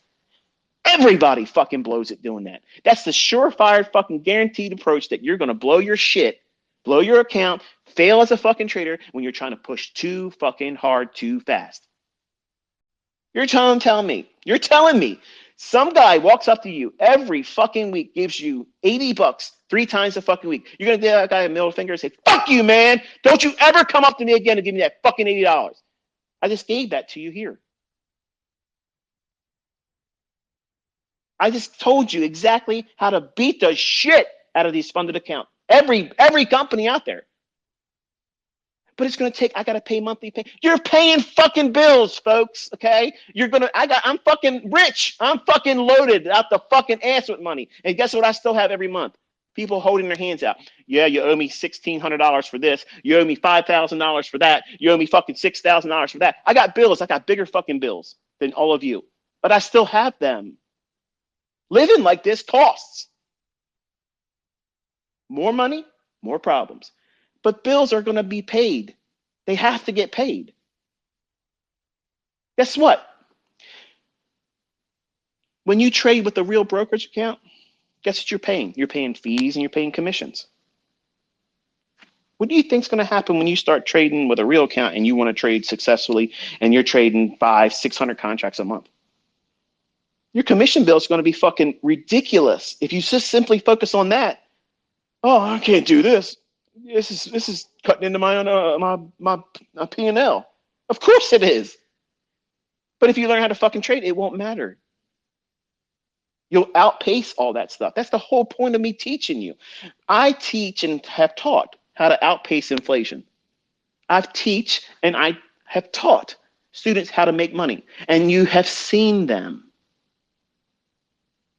You have seen them come forward with their evidence, their proof. You are next. Stop worrying about the next student that's going to be interviewed by me. You are the one. You're the fucking next one. You're it.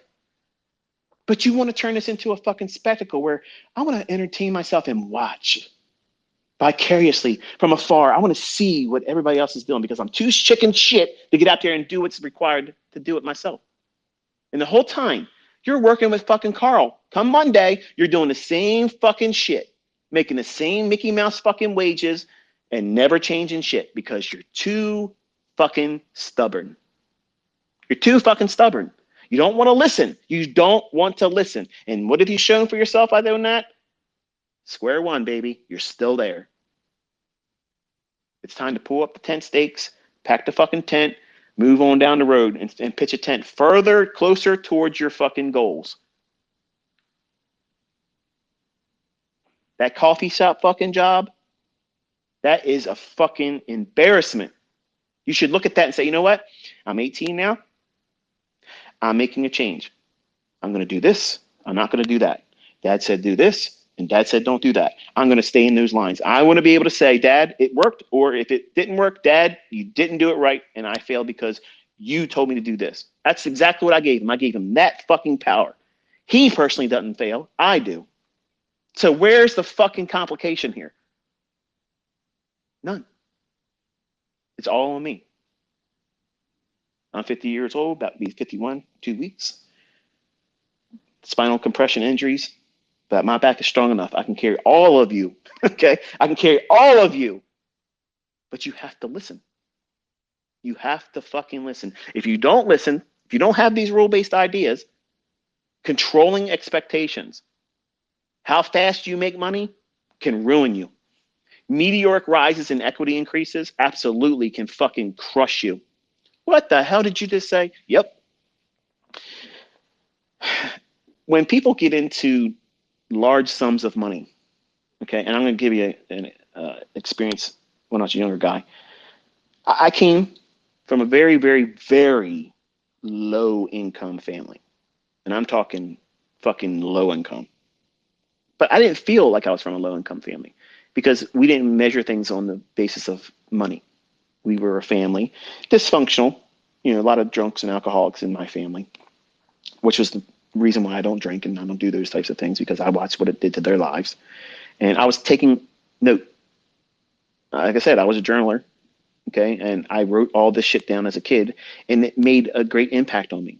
So I saw what unsuccessful living looks like. And I wasn't going to do those things. I didn't need anybody to say, hey, your family's full of fucking failures. And if you do what they're doing, you shouldn't expect to see much better. I didn't need that. I was fucking aware. Okay. I wasn't inebriated. I wasn't medicated where I didn't notice the obvious. But everybody else in my family got caught up in that shit.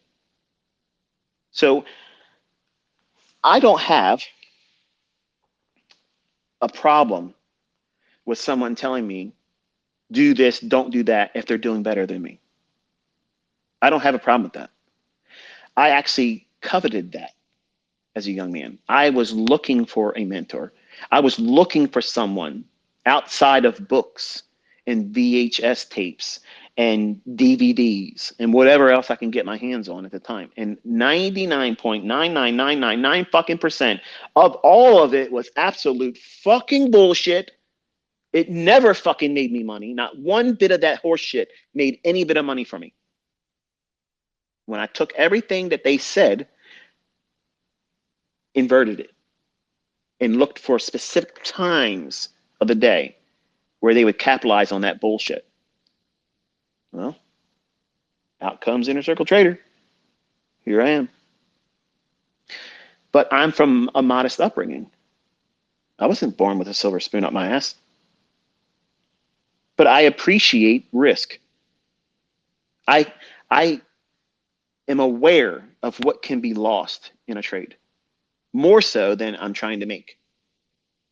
And when you look at viewerships of a specific person or a company or some kind of entity that is a trading expert or whatever it is, everybody has a hive mentality. They have a team mentality, okay? So our community gets a lot of flack because, number one, I like in these presentations where I'm unorthodox and animated sometimes and dramatic in other times and just basically unstable. I don't give a fuck what anybody's opinion of me is because I'll beat the shit out of them in the fucking market. I'll trade outside their fucking ass and literally run circles around them. That's why nobody's fucking doing shit and we're still here and we're closing the year and nobody actually fucking did it. Fuck you, Vinny. Your bullshit wasn't really there and I'm still waiting. Let's go, baby, because I can still kick your fucking ass by the end of this fucking year. Let's bring it. But back to our regularly scheduled program. You have to have these rule-based ideas. You have to have them because if you have them, it removes all doubts about what it is you're supposed to be focusing on. How much money should you be risking? What happens if I have a loss? Nothing. You just think a loss. It was a tax. That's all it is. When you're trading with a micro and you let that profit grow over time, you're allowing yourself, okay? You're allowing yourself to grow into new money. When I was younger, I didn't know what it was like to have money. I literally had no idea what it was like to have anything that would be considered good money. I worked menial, shitty ass fucking jobs, the minimum wage threshold, that's where it was. Okay. And then, I started my studies for computer science. And even then I was doing a menial fucking job. I worked at a bookstore at the school. When students would come in, they would purchase their books or they would come in and redeem them for a credit to go towards something else. I worked in that setting. And guess what I was fucking doing at the time? Most of you would have been sitting on your fucking ass playing on your smartphones or whatever, but we didn't have a smartphone back then. But if it was given the opportunity today, that's what you would have been doing. Or you're listening to your headphones like the guy that would relieve me. And when I would end my shift, he would come on and he'd bring his little fucking Walkman in and be listening to his bullshit, whatever. He's a student just like I am. You know what I was fucking doing? I was in there reading the fucking books, taking notes in the fucking books. I didn't need to buy the fucking books. I'd read them already. I wrote down all the fucking notes that I needed to do, and boom. My GPA was fucking awesome because I took every advantage of the immediate availability to what was available for resources, what was available to me in terms of time for studying. I didn't fuck around. And when I was younger, I was all in this. And the fruits of it is what you see today. Like I can literally go out there and do whatever the fuck I'm doing right now in any time frame. And it still will look like I'm doing it like I've always done. Because it's the same fucking thing.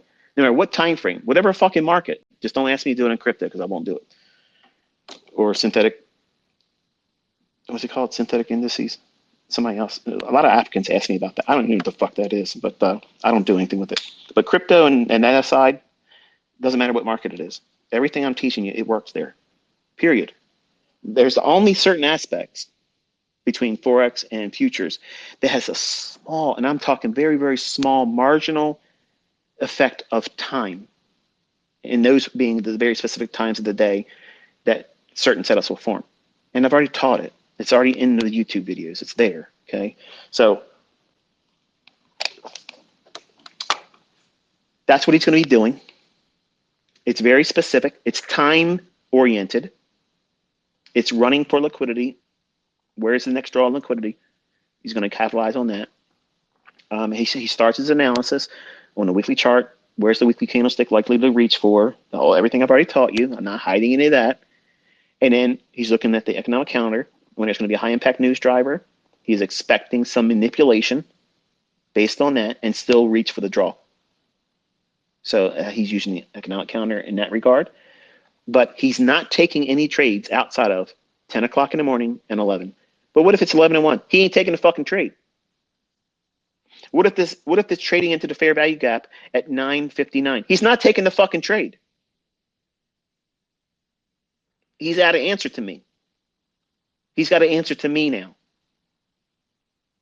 So he has rules. He can't take a trade outside of 2 o'clock and 3 o'clock. That's it. If he makes money in the morning, he's not allowed, he's not permitted to trade in the afternoon. If he doesn't find a setup in the morning, he can look for one in the afternoon. If he loses there, okay, he's not taking another trade. What happens to another fair value gap forms between 3 o'clock end time and 2 o'clock, the silver bullet window? He can't take the fucking trade. He has a loss. He eats it. But shit. If you want to be a failure, you do make your own fucking bullshit. Stop coming to me. Stop coming to other people. If you know everything, don't listen to people that are teaching. There's so many fucking know-it-alls in the comment sections. Oh, but you should just start a fucking YouTube channel. Trade, do executions, prove that you are somebody to listen to. Fuck your opinion. I don't give a shit. That's another reason why I can't wait to get out of here in fucking November. So many fucking idiots, man. But anyway, I covered a lot of stuff that many of you probably heard before, but I gave you a very specific element of controlling risk. And yes, it does slow down your expectations of making the big money, because like I mentioned, and it ain't going to make sense to you until you do it, when you have your first profitable trade or a series of profitable trades and you have your first profitable month, okay? When you close the month out and it's profitable and you start doing the math on that, you say, okay, do I do that every month this year and every year going forward, assuming you're going to have that same rate of success? And you can't have that. Don't expect that in your mindset, you're going to do this every month. Don't do that. Okay. I believe in setting goals. I believe in doing all those types of things. But I tell you as a new trader, don't expect those types of things in the beginning. That's a couple years into your trading. A couple years. Do I think after a year to 18 months that someone can consistently do 6% per month? Absolutely. Absolutely. For the folks that have never done any advanced math beyond rudimentary math or applied it to risk management, it doesn't matter how much you have at the start if you understand how to use compound interest. Compound interest in the hands of someone that's capable, all you have to do is find something that repeats, that's measurable, just has a statistical probability of repeating more times than not in the future, and you have a fixed position in terms of how much money you can lose. Now, I'm saying that with quotations in the air with my fingers, okay? Because for purposes of CFTC regulations and required risk disclaimers that I can't show you here, past performance is not indicative of future results, and you can lose more than you have in your account. Putting that aside, because that's reality, you're opening yourself up to risk by having that specific number of handles of stop loss. In my son's case, I told him his model needs to be 20 handles. That allows for a lot of wiggle room. On a 1 minute chart, it gives you a lot of wiggle room. Because if your setup's really there, it's not going to fuck around and go against you when the fair value gets traded into. It's not going to rip through that bitch 20 handles and still go the other direction. That's not happening. Okay, that's not happening. And you only have one chance. So don't take my word for it. Go through the study of a 10 o'clock to 11 o'clock time interval and see how many times a fair value gap trades down to it and rips through it 20 handles and then comes back up and still goes inside of that hour. Remember, your execution has to be within 10 o'clock in the morning and 11 o'clock. Somebody's going to come in here. Oh, look at this here. It went back down to it at 11:15, so you're full of shit. Wrong. You didn't fucking listen. You can't follow rules. This is the reason why you're failing. Some of you don't need a dad. You need to have your ass kicked. You need to be grabbed by the fucking lapels and shook and say, listen to me. You are not paying attention. You're not listening to the videos. You're asking me fucking questions or pointing out things that I said in the first 10 fucking minutes. How on earth do you expect to beat these fucking institutions that run this shit if you can't even pay attention to a fucking lecture? You have to block out all the bullshit. You got to get focused, dialed the fuck in. It's not going to happen overnight. It ain't going to be easy for a lot of you. But once you get this understanding, the work's over. You just have to implement it. But you got to have rules. You have to have rules. You have to stick to that rules of engagement. If you don't stick to it, you're going to fucking lose money. And you're going to lose money to the degree where you end up losing your account. And guess what happens then? You have a hard decision. Do you start all over again, or do you pack it in and say, it ain't for me? If you have done the work of trying to trade, okay? If you tried to study how to trade and you tried to trade with money before you were ready, and because you failed by trying to trade with real money, and you do not have minimum 6 months of consistency with a rule-based idea using what I've taught or anybody else's bullshit, and you're saying because you lost money with a real account, you're done, you're quitting, you're not a fucking trader. You're doing the best thing for yourself. You're absolutely making the best decision for yourself. But if you have 6 months of real data where you followed a rule-based idea, you were managing risk, you're not in there fucking playing cowboy, maximum leverage and trying to see what happens. Because when you do that maximum leverage shit, number one, you can't do that consistently with live funds and expect to survive it. You can't. Nobody can fucking do that as a new trader. You can't do it. You're not going to be the person that does it, okay? And trust me when I'm telling you that with love and sincerity. I'm not trying to tell you you're fucking stupid or a moron. I'm saying that you literally are not equipped to do that. Because if you've never made money with maximum leverage and you've never seen that kind of profit come into your hands, it literally causes you to go fucking stupid, like crazy. Like you think you see everything in a chart now, and your impulsiveness, and because you're hopped up. That when I say you're hopped up on goofballs, it's just a funny expression for me to explain to you that you've lost all sense of rational thinking. You have the feeling, imagine you won the lottery and it was the $750 million or $1 billion bullshit that they say that exists, and you won that. Try to describe what that might feel. You can't even come close to it because you're never going to be there. But the person that would be there, they're euphoric. They're out of their fucking mind. And that feeling, because you've never been there before, will make you think that you are better than you really are, and you're going to go in there and do the same thing again when there ain't a setup. Somebody with a rule-based idea, a rule-based protocol to trading and assuming risk and managing that risk appropriately will say, I've done my executions, I've entered and ended the trade, I'm done. My rules say I can only do one setup. I don't give a fuck how much it runs. There's going to be all the people out there, oh, but ICT saying you shouldn't do this and so. Listen, for the fucking people that say that shit, come forward with your fucking results, okay? Come forward with your fucking results, because nobody's got time for your Mickey Mouse fucking opinions. I sure as fucking don't have the time for it. I got till November. I'm looking at my fucking watch here. We ain't got much fucking time. Bring your shit. Bring your fucking shit or remain silent, because I'm done. I'm fucking done. I stayed a year longer on this fucking application on Twitter, longer than I wanted to be. Bullshit. It's fucking bullshit. You want to learn how to make money? Fine. Show up, roll your fucking sleeves up, take notes, and listen. Do everything I say to do, and don't do the things I say not to do. Expect it to take a minimum of a year. Minimum. Because there's things that you have to practice.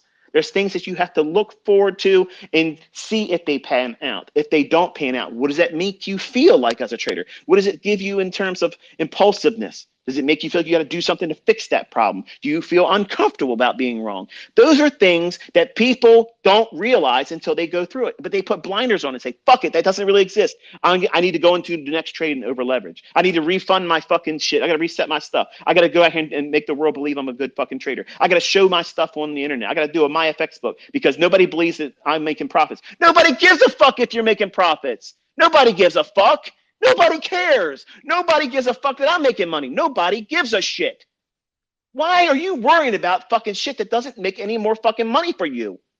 But you're increasing your fucking concern about shit that's going to have more negative impact than it's going to help you positively. I don't understand how many fucking people can have their head so far up their own ass that they can't see that that's counterproductive.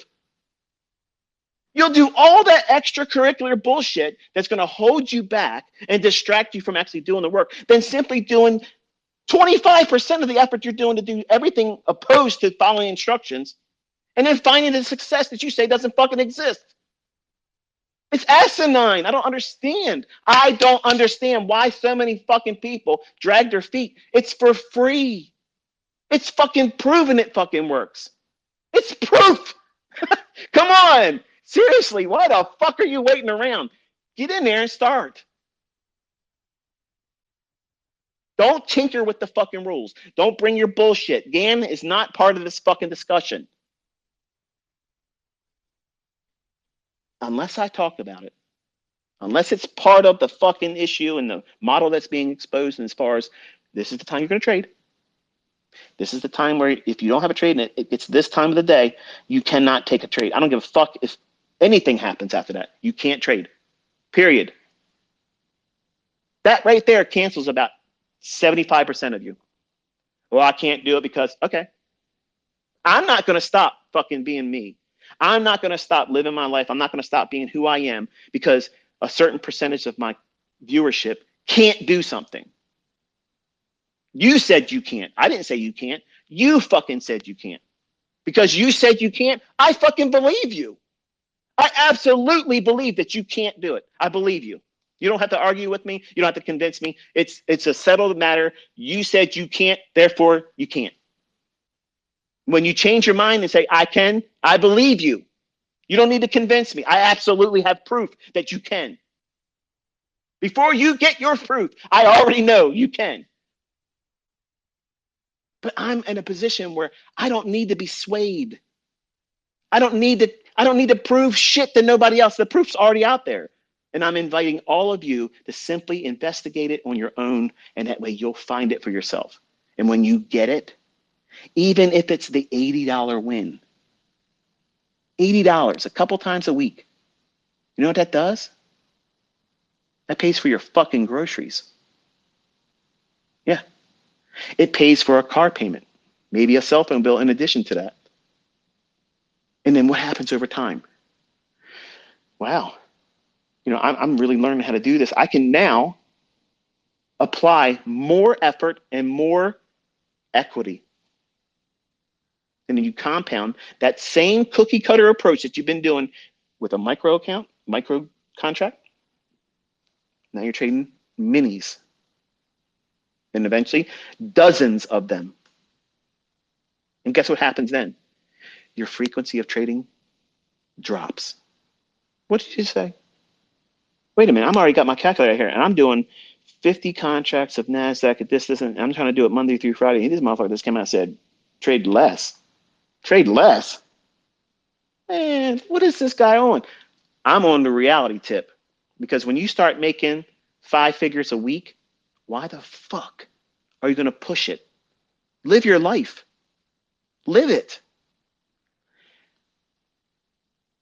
Some of you, not all of you, some of you would find the very existence that's going to be absolutely phenomenal for you, and you don't have to make $1 million a year.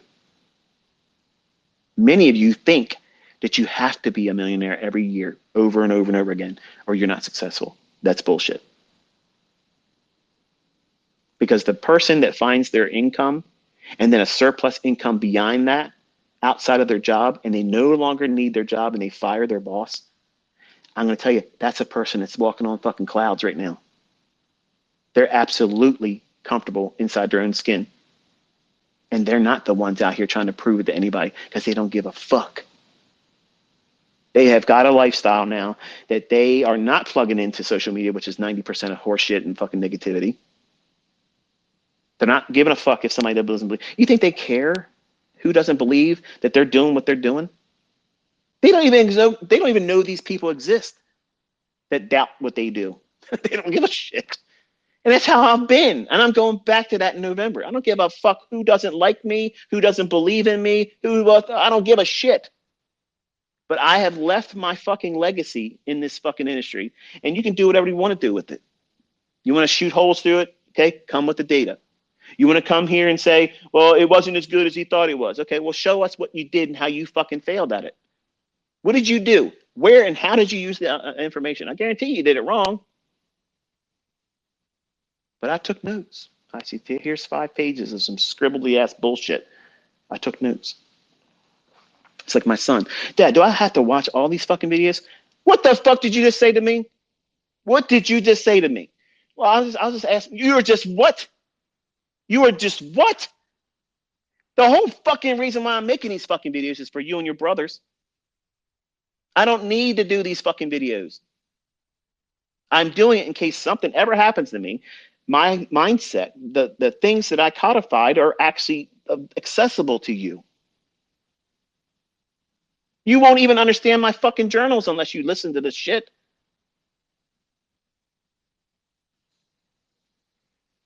So it's in the youth.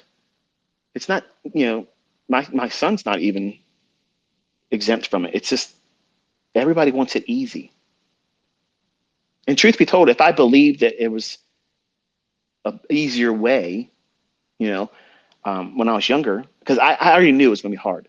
Like I knew it was going to be hard. And that's why I said, I'm going to give myself 20 years. I'm going to give myself 20 years because it's going to take a long time, making money, lose money, and I'm going to probably mess it up here and there. And I just think that if I get to when I'm 40 and I have $1 million in the bank, I'm set. Now, mind you, I'm thinking I have a house. Doesn't need to be a big house like this one.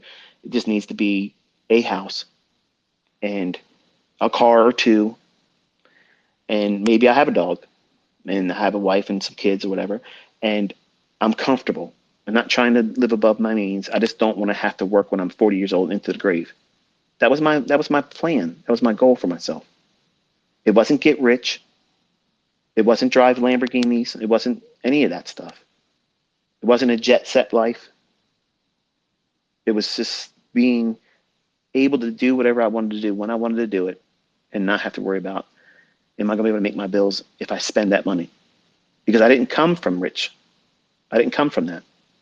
And when you start making money and in the visibility of being able to make more money that wasn't available to you, like your mind is closed to that. As much as you want to say, I can see myself, you're saying you would like that, but you can't really see it. Because if you can see it, if you really could see it, nothing's holding you fucking back. Not anybody that's doubting you and your family, your friend circle, and anybody online. None of that shit's going to be an impediment. Nothing's going to slow you down. You're not going to hear the bullshit that anybody's going to say about it. And that's exactly what I felt when I was 20. November 5th, 1992 at 9 p.m. on a Thursday evening, I cracked that book open. And when I was done reading it, and you're probably asking for the first time if you're listening for the first time, what book were you reading? It was some piece of shit book written by Ken Roberts. I spent too much money on. It was supposed to be a course on commodity trading. And it was really just an introduction, very, very oversimplification of something that would have otherwise been useless to anyone. But some people have made money with it. And it was just one of those things where they got lucky. It was a big move. and he taught long-term daily chart trading where you hold on to a position for weeks and maybe a couple months, which that doesn't fit me. But when I finished that book,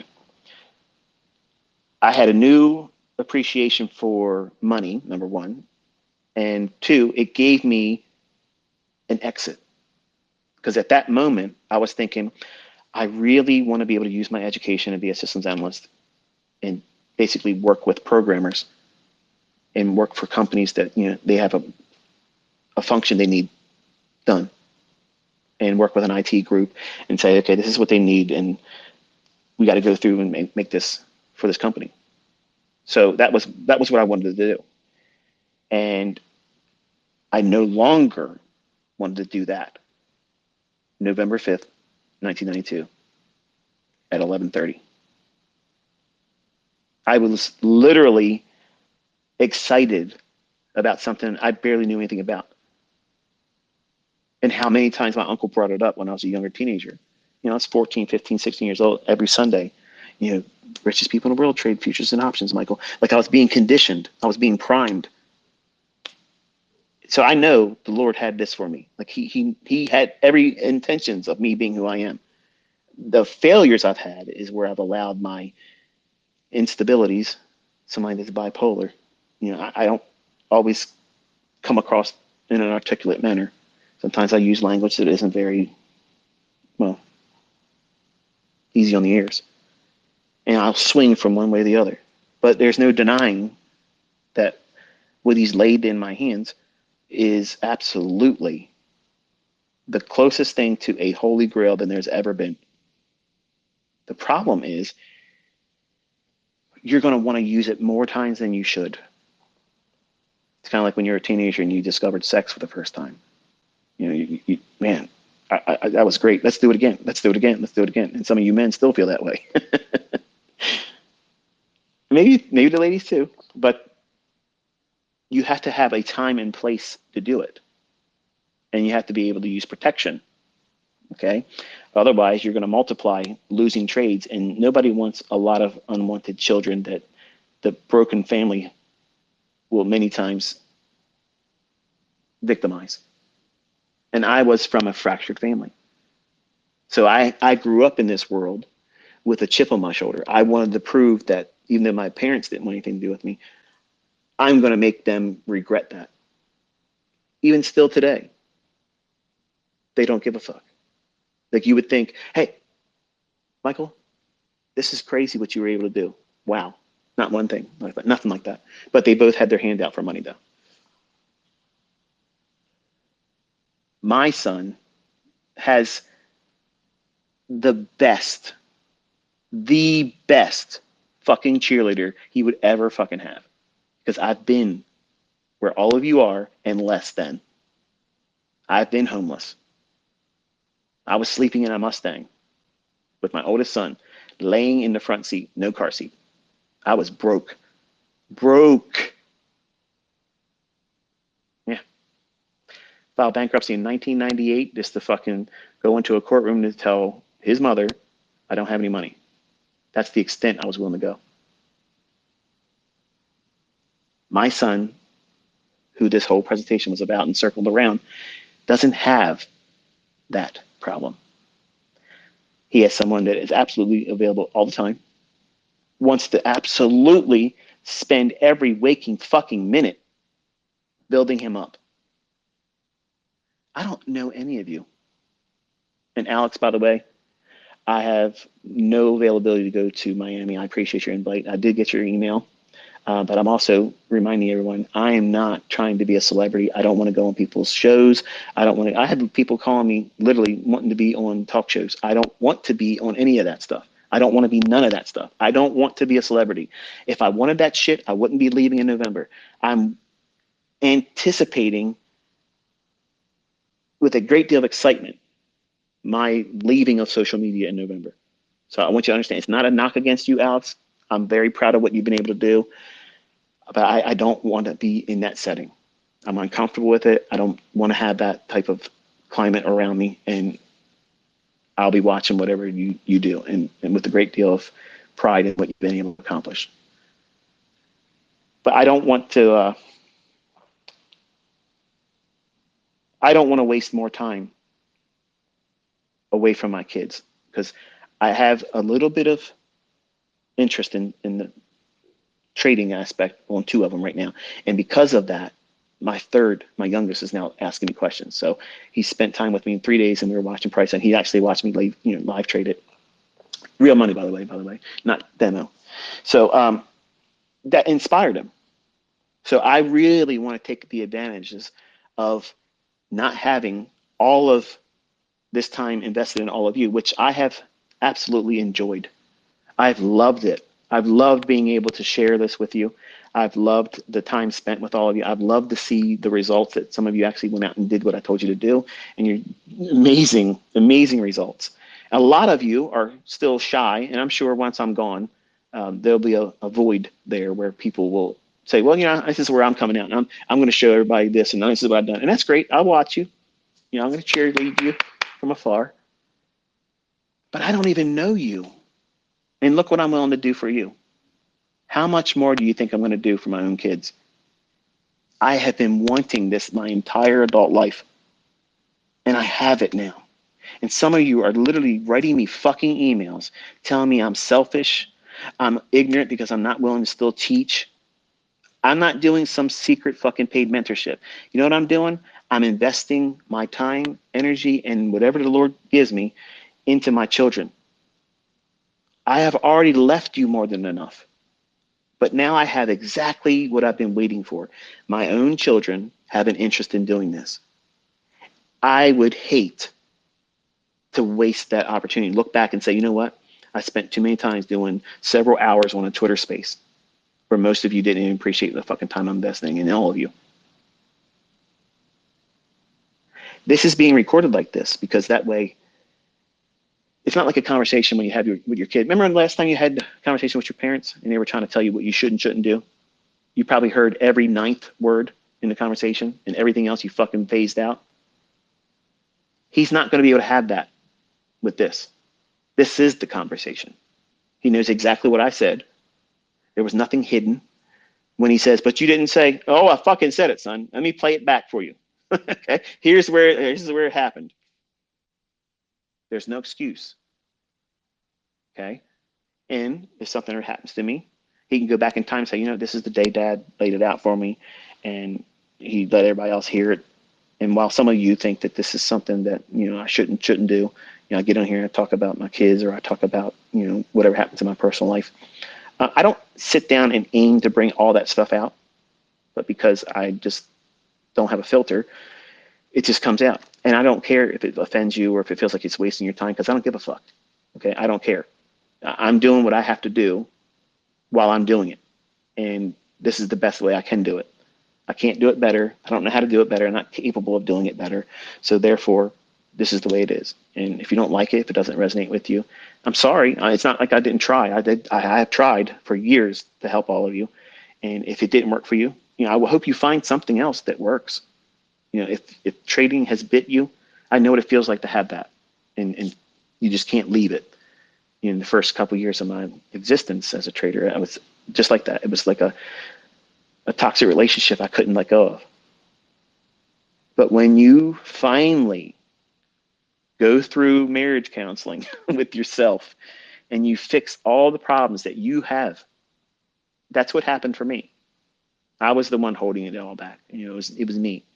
Over leveraging, over trading, trying to find setups that really wasn't there, forcing my will in the trade, taking my external desires of either depression or embarrassment because my first wife left me for an older man. All those things were problematic for anyone, whether they had the same mental baggage that I have or not. That's a hard pill to swallow. And then on top of it, your parents don't want nothing to do with you. And then you lose the only parent that you had or envisioned that, which was my grandfather. So I had all the fucking recipe of a comeback underdog story. And none of that is an excuse for me to lean on and say, that's the reason why I couldn't make it. It was always me. It was always me. It was my reactions to all those things. All of you had things done to you. Some of you have had worse physical things done to you than me that have scarred you. Some of you, you don't have any knowledge of who your parents are. Maybe you discovered that you were adopted, and it's like, why would my parents even just give me away? How could you do that? Yeah, I get these types of emails from students, and it holds them back. You can't change that stuff. Just like Cameron, he can't change the fact that he had that many attempts and that many failures. So he wrestles with that. Well, you either grow past that and say, okay, that was just a moment during this journey. I stumped my toe there, but it didn't put me in a wheelchair where I can't walk the rest of the way. You're literally going to have this in the rest of your life.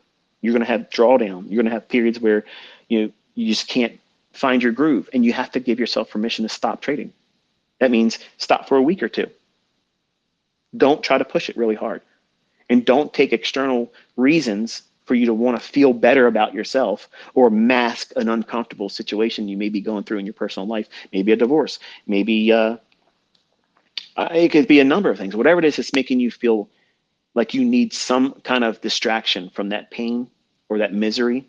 The worst thing you can do is take that to the marketplace and say, here, reward me for doing this and make me feel better. Like you're picking up the charts and rubbing it like a genie in a lamp, and like, answer my wishes, do my bidding, answer to my will. And you're not even looking at it objectively when you're like that. You're in pain. You need some kind of, like I said, perfect distraction. And I was doing that in the beginning. That's most of what I was doing every single time I traded. And it's something you don't identify until you hit rock bottom. Not once, not twice, but a few times. And if you still feel like you want to be here trying to learn how to do this, you are a trader. You just haven't found your consistency or the model that fits you yet. Anybody that says, I quit, I'm not doing this, but you can't imagine living life without doing this, you're lying to yourself. You're lying to yourself. So just admit the fact that you're at a point right now, you're frustrated, and that's normal. I quit dozens of times when I was younger, but really that was a code word for I need a break. And that break only was long enough until I had enough money to put back into the account. It's the way it was, folks. That's exactly what it was. And you should be encouraged by that. Because I don't want to be the catalyst to talk anybody out of doing this, because I think this is one of the last best opportunities to become extremely comfortable, but with the potential to make whatever you want to make. But you have to be comfortable accepting periods where you lose money. And it might be a series of them. And if you can't control yourself, if you can't identify the fact that, okay, I had a losing trade, I want to get that back, I'm mad, I'm regretful, I didn't see it like I should have. Okay, is that the proper state of mind before you put on a new trade? Fuck no. So you stop. That's why these rules are here for him, because he couldn't. And then when he would get mad, just putting the trade on just to see what would happen, and then ready to take the credit if he was right, like he did something. You ever been there before? Because that sounded like something I did when I was younger too. That's gambling. That is gambling. And I don't promote gambling. I don't promote that gambler's mindset. There has to be a reason for you to take that trade. If there isn't a sound reason to take that trade or stay in it, there's no reason for your stop loss to get hit. If everything in that chart is saying that it's not going to pan out, it's definitely, you're wrong, concede and say, okay, I'm done. And don't go back in for that day, no matter what happens.